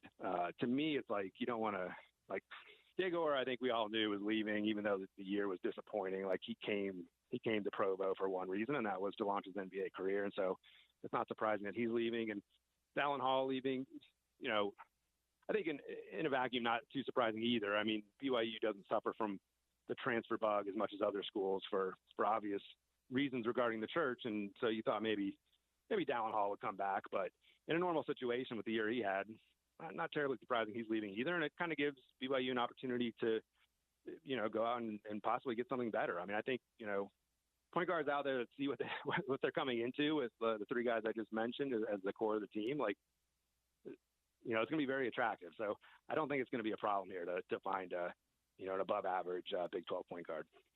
All right, Ken, before I set you loose, one more push on the website. How can people go get their work to support you so you can go work in Calgary? Exactly. That's what it's all about. And kenpalm.com. So it's $25 for 12 years or 12 years, 12 Wow. months of, that's a special deal for right now. 12 months of data. So we emphasize the 12 months because it means if you buy now, you will, of course, get all the data through the entire season next year, which is what really matters. All right, my friend. Thank you so much for the time all year long, and we'll set you loose and we'll chat soon, okay? Sounds great, Spence. Thank you. KenPalm.com is where you go.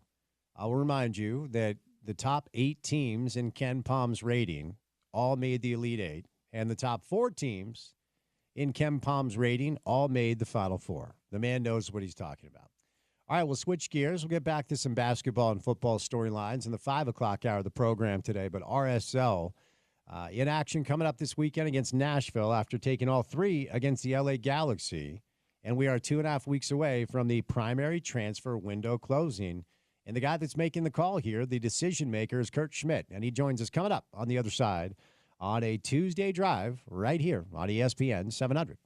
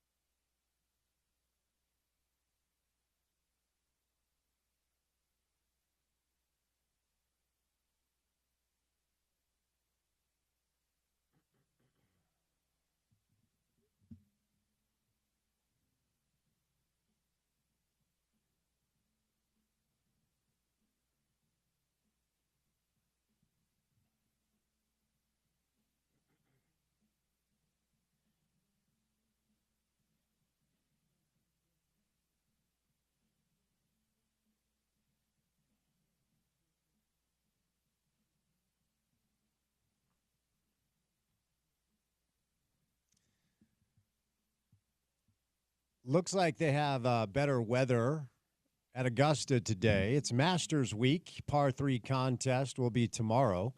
That starts at 10 a.m. Mountain Time. You can see it on ESPN Plus. I guess you can see it on Disney as well. If you have the Disney app, I guess Disney's getting into golf.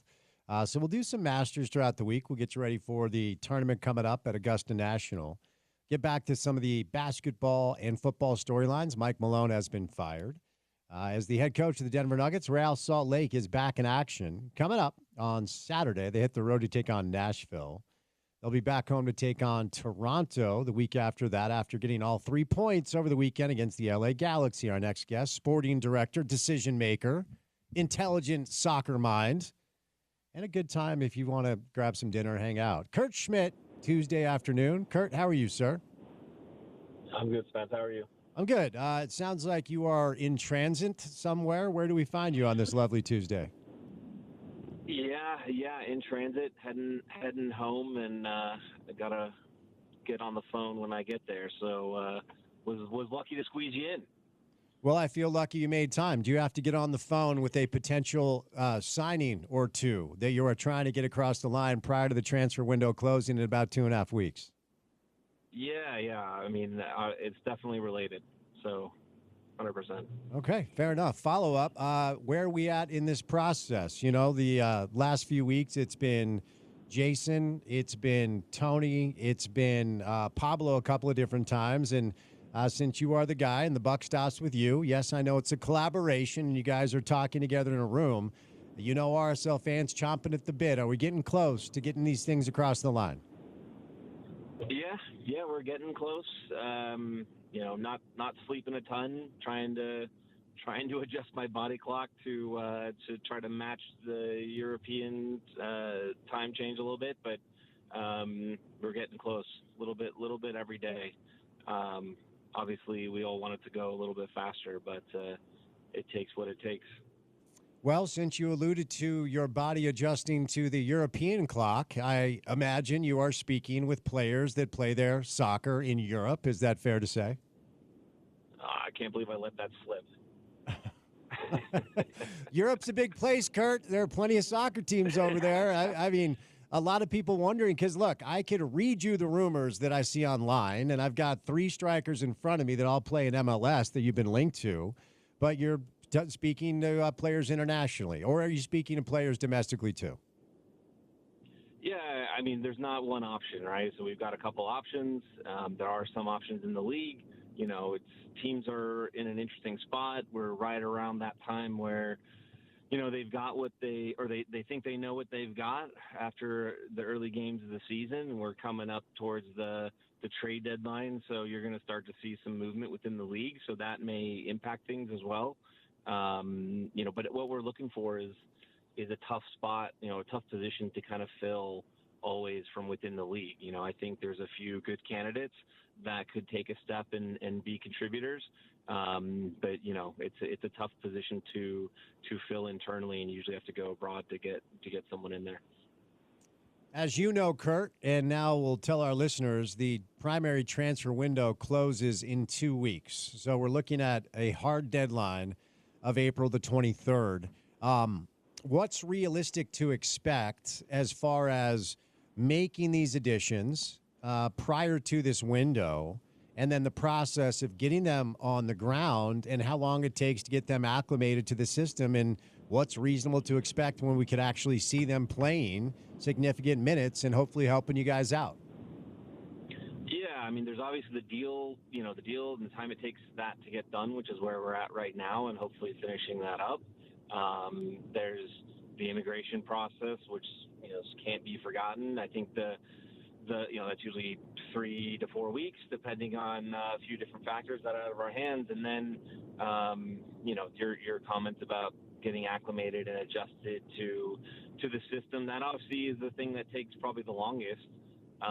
You know, we play with a little more structure maybe than a lot of teams where we might be recruiting from, and so it'll take players a minute to, you know, do enough video and get on the same page with their teammates and the coaches and fit in. But we still think a guy can come in and have an immediate impact and create danger and help us right away.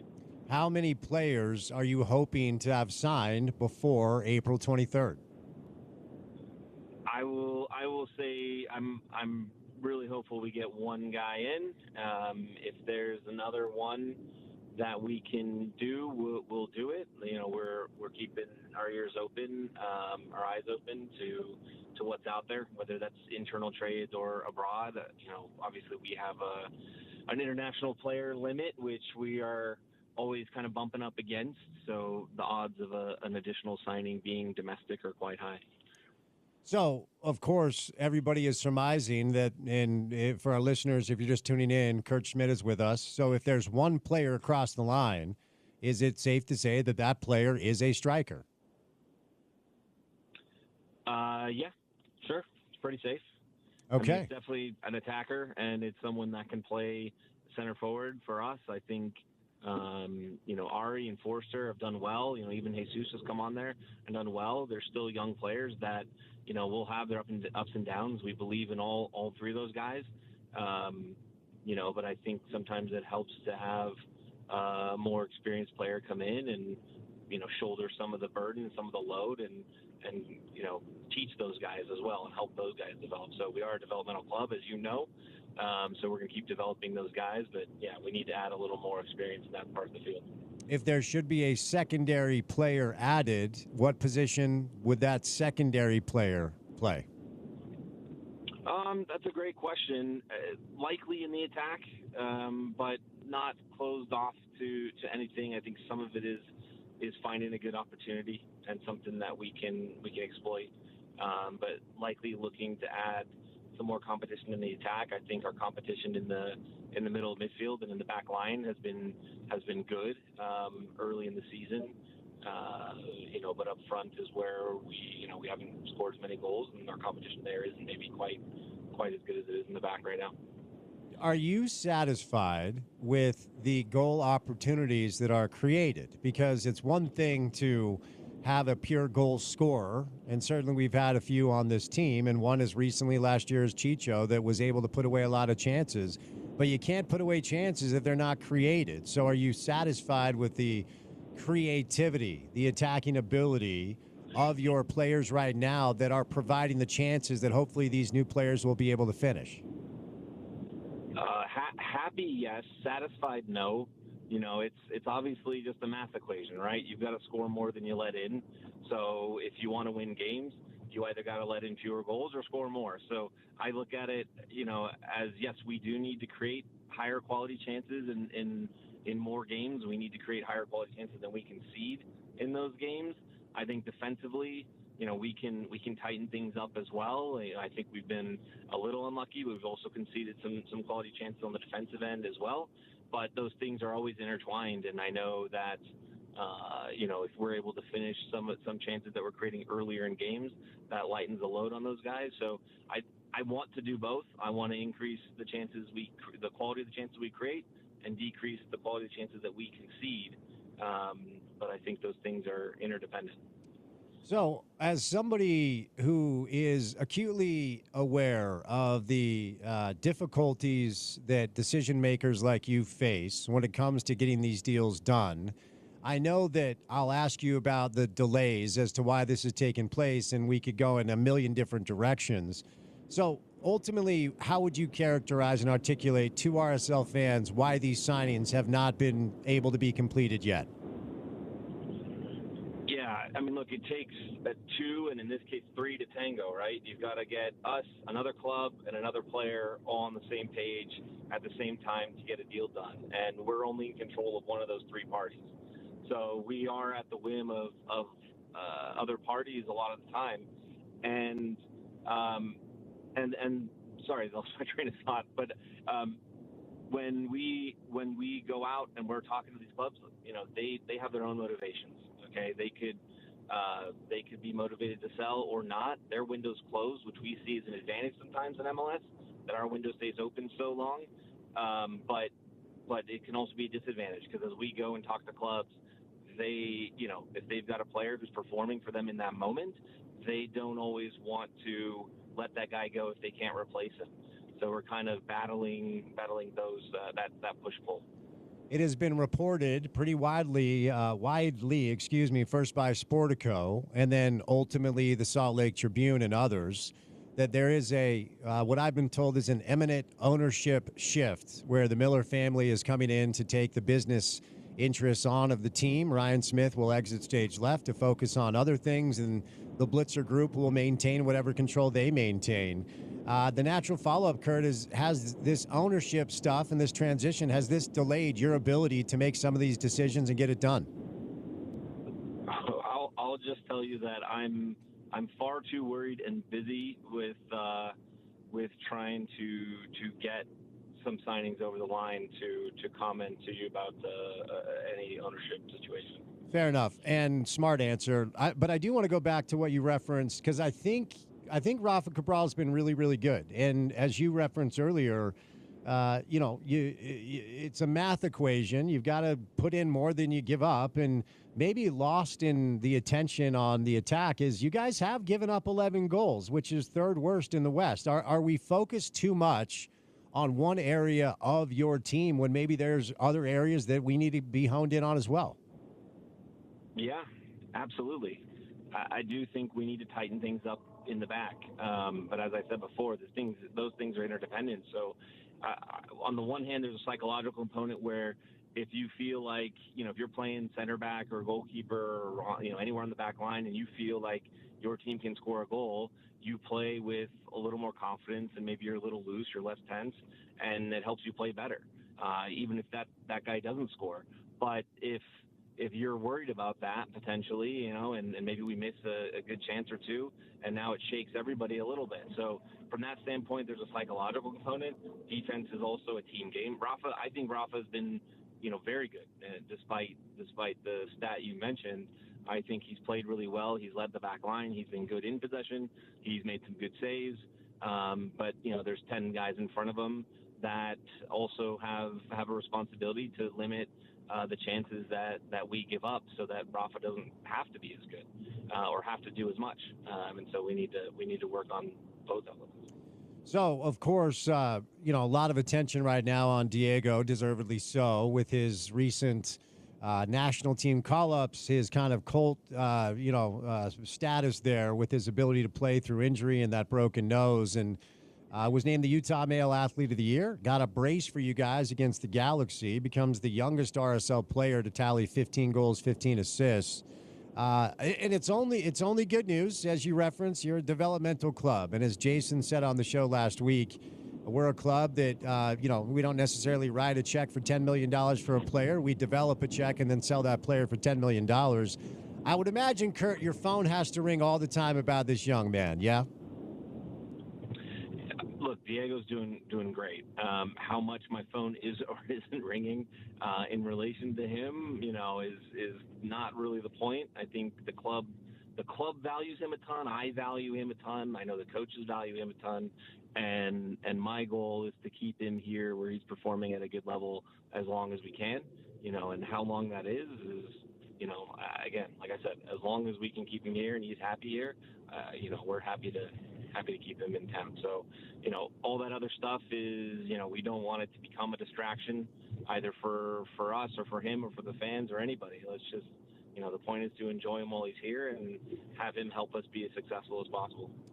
But also, by your own admission and the admission of others, the point is, in addition to keeping him happy and keeping him playing well, the other point is to continue the club's ethos and belief that you are a team that identifies young talent, develops that young talent, and then moves that young talent on if you can, get the right price. So what are the plates that you're juggling and spinning around above your head as you're balancing out what the right thing is to do for a player that is on record saying that he wants to play in Europe, and as the chief decision maker for a club that is on record saying this is what we do, we develop young and then we sell? Yeah, we develop, we buy or, draft or bring through the academy young players. We develop them and we sell them, but we don't need to sell all of them.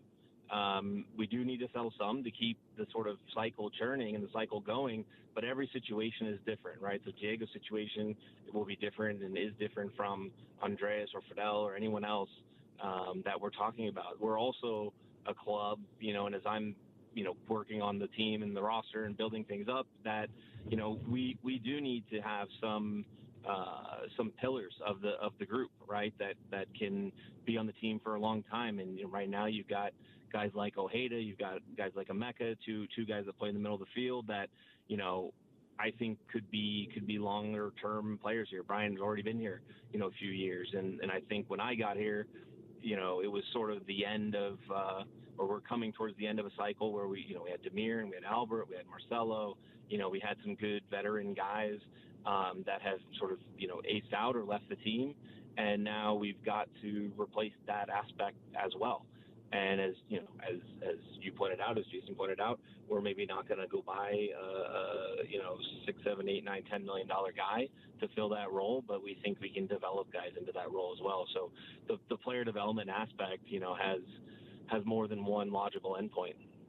So let's get a progress update, in your opinion, or lack thereof, wherever you're at with it, for Diogo, who on paper is your only designated player. And, the breakaway against L.A., you got to at least make the keeper make a save, But I will give him credit because he's the one that won the ball back and provided the secondary assist on Diego's first goal. But I just think in that spot, with all the attention and fanfare he received when he was signed, I think there are people that are wanting more. Where are you at, Kurt, with the progress of Diogo? Yeah, I think he's playing really well this year. I think he's facilitating the game a lot. You mentioned the first goal. The second, he facilitates in the possession for the second goal as well. And, him getting those chances is a huge positive. When we look at recruitment and scouting and evaluate players within and without the league, we look at things like expected goals and expected assists, and is this guy creating chances that are of high quality? Is he taking shots of a high quality? And those are areas where Diogo's done all right this season, and the execution needs to get there. And I think when he continues to create those chances, I do think he's going to finish them. He's obviously got the one goal this year. Arguably, he should have, the second one should have been in LA, against LA, 100%. But I know he's a team guy, and nobody's harder on Diogo than Diogo for missing a chance like that. But I couldn't be happier to see it manifest itself in him fighting to win that ball back and create our first goal to help us score the second goal. And he's a team guy, and I know he's certainly far happier that we win the game than he is upset that he missed a chance. One spot, Kurt, that I felt, and this is just, this is something you're going to have to walk me through because I like Alex Katranis, and I think there's a lot to like. The Alex and Sam battle at that spot. I think, it's one thing when you guys had the CONCACAF Champions League kind of schedule sneak up on you where you were going to have a bunch of midweek games. But when that went out the table, I just figured that spot was Alex's, and there's nothing wrong with a healthy competition. But what do you make of that battle and how it's kind of played out? I think, competition is the watchword, right? He's had that position last year. He didn't have as much competition for that spot. This year Sam came in to kind of help us out in two spots at left center back and left back and help us through fixture congestion. One was in CONCACAF Champions League. Hopefully another is a run in Leagues Cup. But yeah, right now when it's one game a week, it's competition. And when we have competition between two guys that can both start in this league at the same position, that's going to make each of them, perform at the top of their game. So I think Sam's appearances, Sam starts, are something that's going to motivate Alex and sharpen him up. And I thought he had a good game on Saturday, and I know that's going to do the same to Sam. And I think if we have those two guys pushing each other as hard as possible, it's going to make us as good as possible, regardless who starts, right? So that's the goal when we strive to build that depth and competition. And as I said earlier, I think we've done a good job of that along the back line. How healthy are you guys heading into the weekend in Nashville? Picked up a knock or two that we're still working on. Obviously, Kobe Henry last week. This week, maybe one more. It's a little too early to kind of say. Gonna have to see how the next couple days go. All right, before I set you loose, I've heard that Nashville soccer specific stadium is pretty cool. Is this you've been there before, haven't you? Yeah. Yep. What's your it's pretty cool. What's your favorite visiting venue? What's the best atmosphere? If I take our spot away here, what's your favorite venue to go watch a game at? I won't pick one. I mean, I think places like Portland, like LAFC, even like Minnesota, Austin, when those places are alive, they're really they're entertaining to watch, and they're intimidating atmospheres to play in as a visiting team. And I think they're just, as a soccer fan, they're just like a wonderful places to watch a game and to experience a game. I know there's a few others that I'm missing, and apologize, I guess, but there's some really good atmospheres, and I think from a stadium standpoint, there's obviously been some really nice stadiums built recently within the league. We were just in Minnesota. That's a really nice stadium. Nashville is certainly one of them. I mentioned Austin already, but they're one of them as well. So there are some, there's some nice stadiums in the league these days. So it's a pleasure for the players, and it's a far cry from back in the day when this thing started up. No doubt. All right, buddy, safe travels. We'll set you loose because you have more important phone calls to make, namely in Europe. Thanks for the time, bud. We'll chat soon. Perfect. Thanks, man. Kurt Schmidt, sporting director for Real Salt Lake. 2 weeks away from the primary transfer window closing. And Kurt led a couple little tidbits of info there. RSL has been linked to several different striking options. So, Porter, they've been linked so far to William Agata, Duncan McGuire, and Logan Farrington. All domestic guys. All domestic guys, all number 9s. You need some attacking guys. Look at you. I like what they all bring. I'm sorry, I don't know any of those guys. William Agata plays for Sporting KC. He's 25 years old. He's 5'9". He's from Nigeria. Moving over to Duncan McGuire, who is 6'1". Look at that. He is 24 years old. He plays for Orlando City, and he's also a striker. Final one that we'll get to know about here. Let's see. The other player they were linked to. Oh, Logan Farrington. There's not a link to look up who he is, so I don't know. So 3 options. Kurt Schmidt saying that he hopes to definitely have one across the line prior to the transfer window closing on April the 23rd, and then maybe 2, but 1 for sure. It's been difficult to really understand exactly why the delay has been there, but I think it's safe to say that reinforcements are badly needed if this team wants to do anything special coming up this year. So appreciate Kurt's time today. We'll catch a quick break. We'll get into the 5 o'clock hour of the program. College basketball crowned a national champ last night. It is the Florida Gators. A couple of pieces of local news on the transfer portal stuff with Utah and BYU. So we'll get to that coming up. 5 o'clock hour of the drive is on the other side right here on ESPN 700, 92.1 FM. We are proud to be part of Utah's ESPN radio network.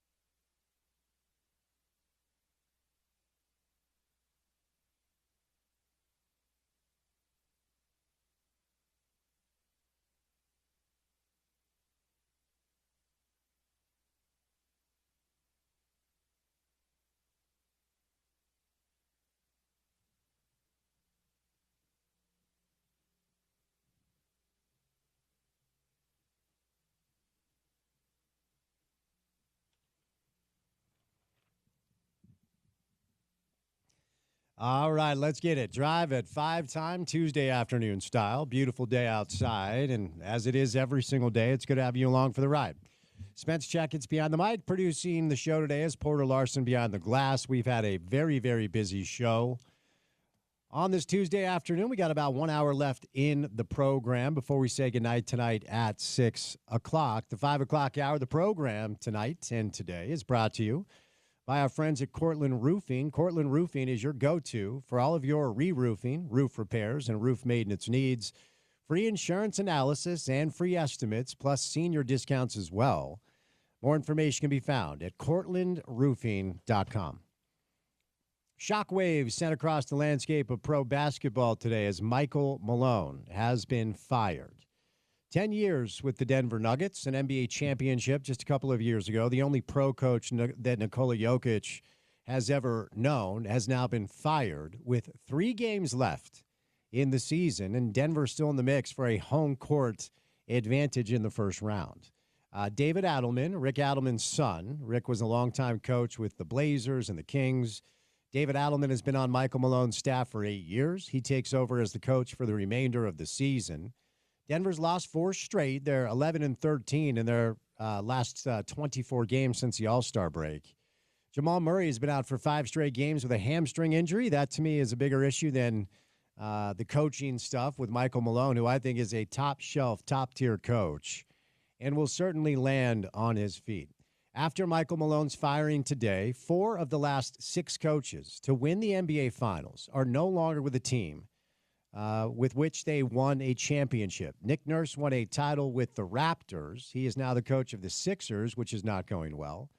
Frank Vogel won the COVID championship with the LA Lakers. He is no longer coaching basketball. Mike Budenholzer won the championship with the Bucks. He's about to lose his job with the Suns, it looks like. And now Michael Malone has been fired as the head coach of the Denver Nuggets. So that news came down earlier today, and we've had a lot of guests to talk about this, including Tim McMahon, who gave us some good perspective there. Apparently, there was a bit of a power play behind the scenes, a bit of a tense relationship between Michael Malone, the head coach, and the general manager, whose name is Calvin Booth. Well, this power play between the two of them ended with both of them losing their jobs. Calvin Booth will also not be brought back. Now, dichotomies like this in NBA front offices are not that unusual. We actually had one here not too long ago with the Dennis Lindsey, Quinn Snyder situation, which led to a source with the Utah Jazz telling Andy Larson from the Salt Lake Tribune, quote, Quinn won after Dennis left the organization, spent a year as an advisor. Of course, he went on to Dallas. And Dennis is now one of the decision makers with the Detroit Pistons, who have had a really resurgent year, and they'll be back in the postseason for the first time in a long time. So this stuff happens, but usually when there's a power play and a butting of heads between 2 people in the organization, ownership usually chooses one or the other. Back in the day with Jeff Van Gundy and Ernie Grunfeld for you old school Knicks fans, but the Kroenkes said, "You're both gone. You are both done." So it is stunning. I mean, the NBA has been wild this year in the situation where typically if you are a really, really good coach that has done a really good job for a long time, you're going to hold on to your job, especially when you won a championship and you're in a spot to maybe do something special again. This is relatively unprecedented that a top 4 team in the Western Conference or in the NBA fires their coach in early April, 5 days before the NBA playoffs are set and the seeding is done. I mean, 3 games left, and they move off of Michael Malone. The Memphis Grizzlies moved off of Taylor Jenkins, who's the most successful coach in the history of that organization and a young coach that will be coaching for a long time. And the Dallas Mavericks traded a 25-year-old generational superstar in Luka Doncic. So the NBA has been wild this year, man, when it comes to things that we really haven't seen very much at all. The Jazz are off tonight. They're going to take on the Portland Trail Blazers here in Salt Lake tomorrow. Then they're going to welcome in Oklahoma City on Friday. Your last chance to see the Jazz live this year before their offseason gets going. Utah Hockey Club is in action tonight, taking on the Seattle Kraken. TNT's got a double dip. The Knicks and the Celtics tip off in about 20 minutes from right now. For the Florida Gators, your 2025 national champs after beating the Houston Cougars last night at the Alamo Dome in San Antonio, 65-63. Houston went up 12 in the second half. And if you've been watching Big 12 basketball this year, of course, Utah, BYU, Big 12 schools, we have watched the Houston Cougars all year long suffocate opponents and then not let them off the mat. I mean, they trounced our local teams in embarrassing fashion. Utah went to Houston earlier this season and was summarily dismissed by a final score of 70-36. And it really wasn't even that close. It was over early. Now, Utah wasn't very good this year, if we're honest.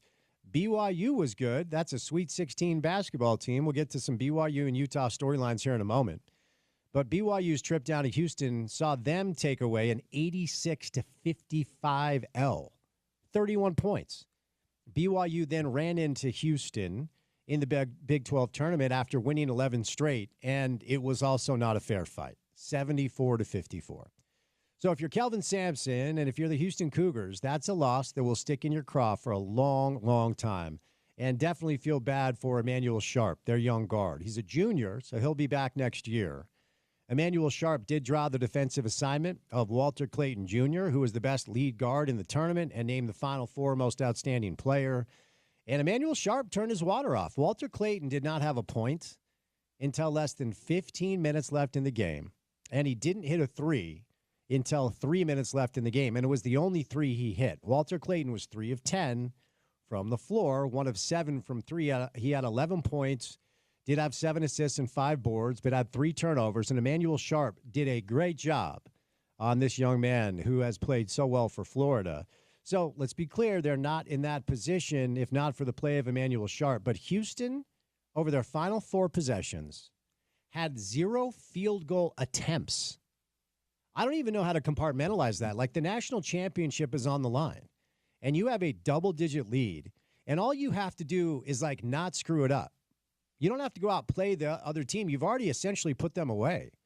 The one thing they could not do was the exact thing they did, and that is turn the ball over 4 straight times over their final 4 possessions, including 2 by Emmanuel Sharp, and then the final play when Florida had that 2-point lead.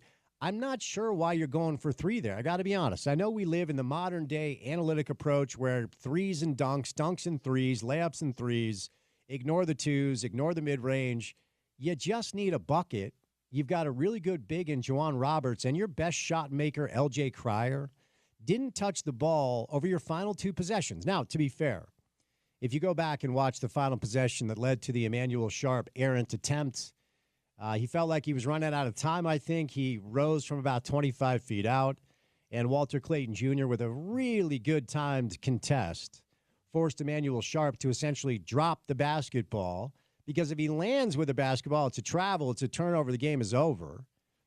So if you go back and watch that play, as Emmanuel Sharp rises up to take that deep 3, there's about 4.5, 5 seconds left. And if you look over on the strong side of the floor, so if you're facing the basket on the right side of the floor, they had ran a misdirection play, and it looked like Juwan Roberts was going down to set a screen to get LJ Cryer free. But Emmanuel Sharp either thought he was out of time or simply just forced it, because there was plenty of time left to let that play kind of breathe a little bit. And in that position, you want the ball in the hands of LJ Cryer. You just do. And it looked like that they were trying to make that happen, but Emmanuel Sharp panics. He forces it up. Good contest by Clayton Jr. He drops the basketball, and Alex Condon jumps on it for his 4th steal of the game, by the way, and boom, over. And Kelvin Sampson's best chance by far to win a national championship eludes him once again. Now, Houston will be stacked next year. According to Jeff Borzello, who covers college basketball for ESPN. Of course, this is what you do. After the national championship is over, you have to talk about the way too early top 25 rankings. And at the top of Borzello's list next year are these Houston Cougars. So he is projecting that Milos Uzan is going to go pro. According to Jonathan Gavoni, Uzan is the 40th ranked NBA prospect. Some people like him a little bit more. But Houston brings in one of the best elite recruiting classes in the country. So Emmanuel Sharp, as I referenced, will be back. The Joseph Tugler kid will be back. and they are bringing in Kingston Fleming, Isaiah Harwell, and Chris Sennick Jr., who are all top 20 transfer-ranked players. So if you plug in Emmanuel Sharp and Joseph Tugler with those 3 transfers, according to Jeff Borzello, Houston's going to be the best team in college basketball next year. I was surprised to see BYU in these rankings down at 16, with Yegor Demon rolling into town, and then the Xavion Stanton kid, who's also a top 40 prospect. BYU at 16 felt a little bit low, but then we get the news today that Yegor Demon is leaving for the NBA. That broke mid-morning, and then it was announced late last week that Dallin Hall has entered the transfer portal. Does the departure of Yegor Demon motivate Kevin Young to try to get Dallin Hall back to play for them? Or, with the embarrassment of riches they seem to have down there, one of the deepest NIL pockets in the country, are you hitting the transfer portal? Are you looking for solutions on your roster? Are there any of these recruits that you're going to kind of hone in on? So that's kind of the one question that BYU has. And ultimately, everybody has a grip of questions. I mean, Utah has 2 players right now. 2 players. Terrence Brown and Keanu Dawes. So a lot of work for the Utes to do to fill out their roster. And I guess if you're BYU, it's a first world type problem where you just have one hole now as far as your point guard situation. But that news came down today. Yegor Demon is going to the NBA. Dallin Hall is transferring. Mike Shravjams is the latest Ute to hit the transfer portal. That news came down earlier today. We kind of await word from Alex Jensen and his staff about more players on the way, or his staff kind of filling out, but no official news there. Busy night in the NBA. Of course, college basketball is now done. And we'll bring in Tony Jones coming up on the other side. Tony covers the NBA for The Athletic. When the Jazz are relevant and interesting, he covers the Jazz.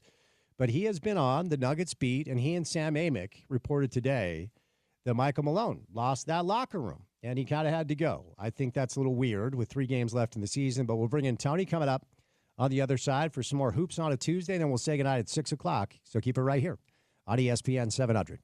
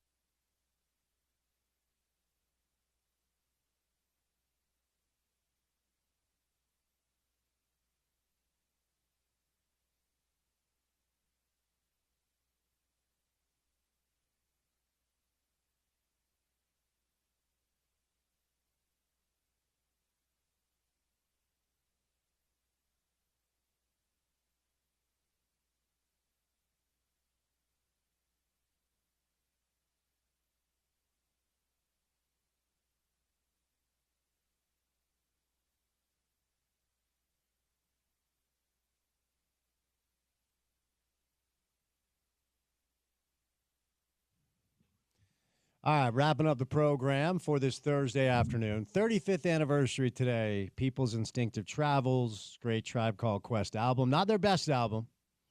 Not their best album, but a great album. Midnight Marauders. I don't know. Reasonable minds can disagree. 35 years old. Makes me feel old. I don't think I kicked the tires with you on some pretty exciting breaking news. Ted Lasso's coming back for season 4. Oh, really? Oh, don't pretend like you're excited. You were our resident That Show Sucks guy. Porter. I don't know if I said that Porter. verbatim. You're being a revisionist historian. I thought that the uproar about the show was a little out of hand, maybe a little excessive. But as you pointed out during that, I think that folks needed some good vibes at the time. Yeah, and he provided that. Yeah, it was COVID. It's subsided a little bit, so I think we were both right, because you look at it now, and people aren't losing their minds over what is a fine Jason Sudeikis sitcom. Nobody was losing their minds. At the time, our options were Tiger King, cable news, fair, or Ted Lasso. It was a breath of fresh air for a world that was ending and melting right before our eyes, and you had to be a thief of joy. That's what you were. You were a thief of joy. I just saw that I know talking about it as if it were like a genuinely groundbreaking piece of cinematic art. Who said that? I'll go find stuff for you. That's a little silly. See, to me, it was just simply like a feel-good show that had some funny moments, and Jason Sudeikis is a funny guy. I agree with you. Okay. I don't hate it. Glad we landed on the same spot. Still haven't seen it, but. You never wait a second. You can't criticize it if you haven't seen it. Well, I haven't seen the 4 seasons. I watched the beginning, and it was just like, it's fine. It's funny. I'll be honest. I thought that it was a little like forced, like some of the writing was a little corny, and that's what usually gets me with shows. It's usually when I check out, but hey, teach. I always need that reminder that you don't like fun things. Mm-hmm. Sometimes I forget, and then you remind, like, you don't play fantasy football. Certain fun things. You don't like holidays. You hate kids. You don't like puppies. I love puppies. You do love puppies. Yeah. You don't like kids. I like some kids. You don't like very many kids. You don't like holidays. I like some holidays. And you don't like Ted Lasso. And you don't play fantasy football. That one, What do you like that's fun? Give me a fun thing that you like besides seeing a rare bird in nature. Ooh. Take that off the table. Sunshine. Okay. Collective sporting events give me a good feel. I thought you were going to say collective soul. I'm glad you said collective sporting events. That's good. Fun things. I love some tennis, like actually playing tennis. Tennis is fun. I like getting out for a good hike. Flowers. I love flowers. You love flowers. I'm a plant guy. You love flowers and birds. You love it when our texters compliment you and blackmail you for golf? I do like that. Or I guess butter you up for golf. So that happened today.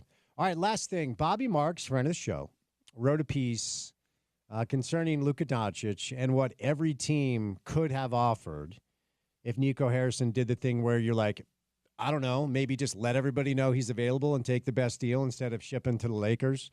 Here's what Bobby Marks outlined that the Jazz could have offered for Luka Doncic. John Collins, Isaiah Collier, Taylor Hendricks, 227 first-round picks, a 29 first-round pick, and, there you go. So it would be 5 first-round picks, John Collins, Isaiah Collier, Taylor Hendricks. Where do I sign? You make that deal 7 days out of 7 and twice on Sundays. But, of course, Nico Harrison decided not to let, the NBA know that he was about to trade a generational global superstar at the age of 25.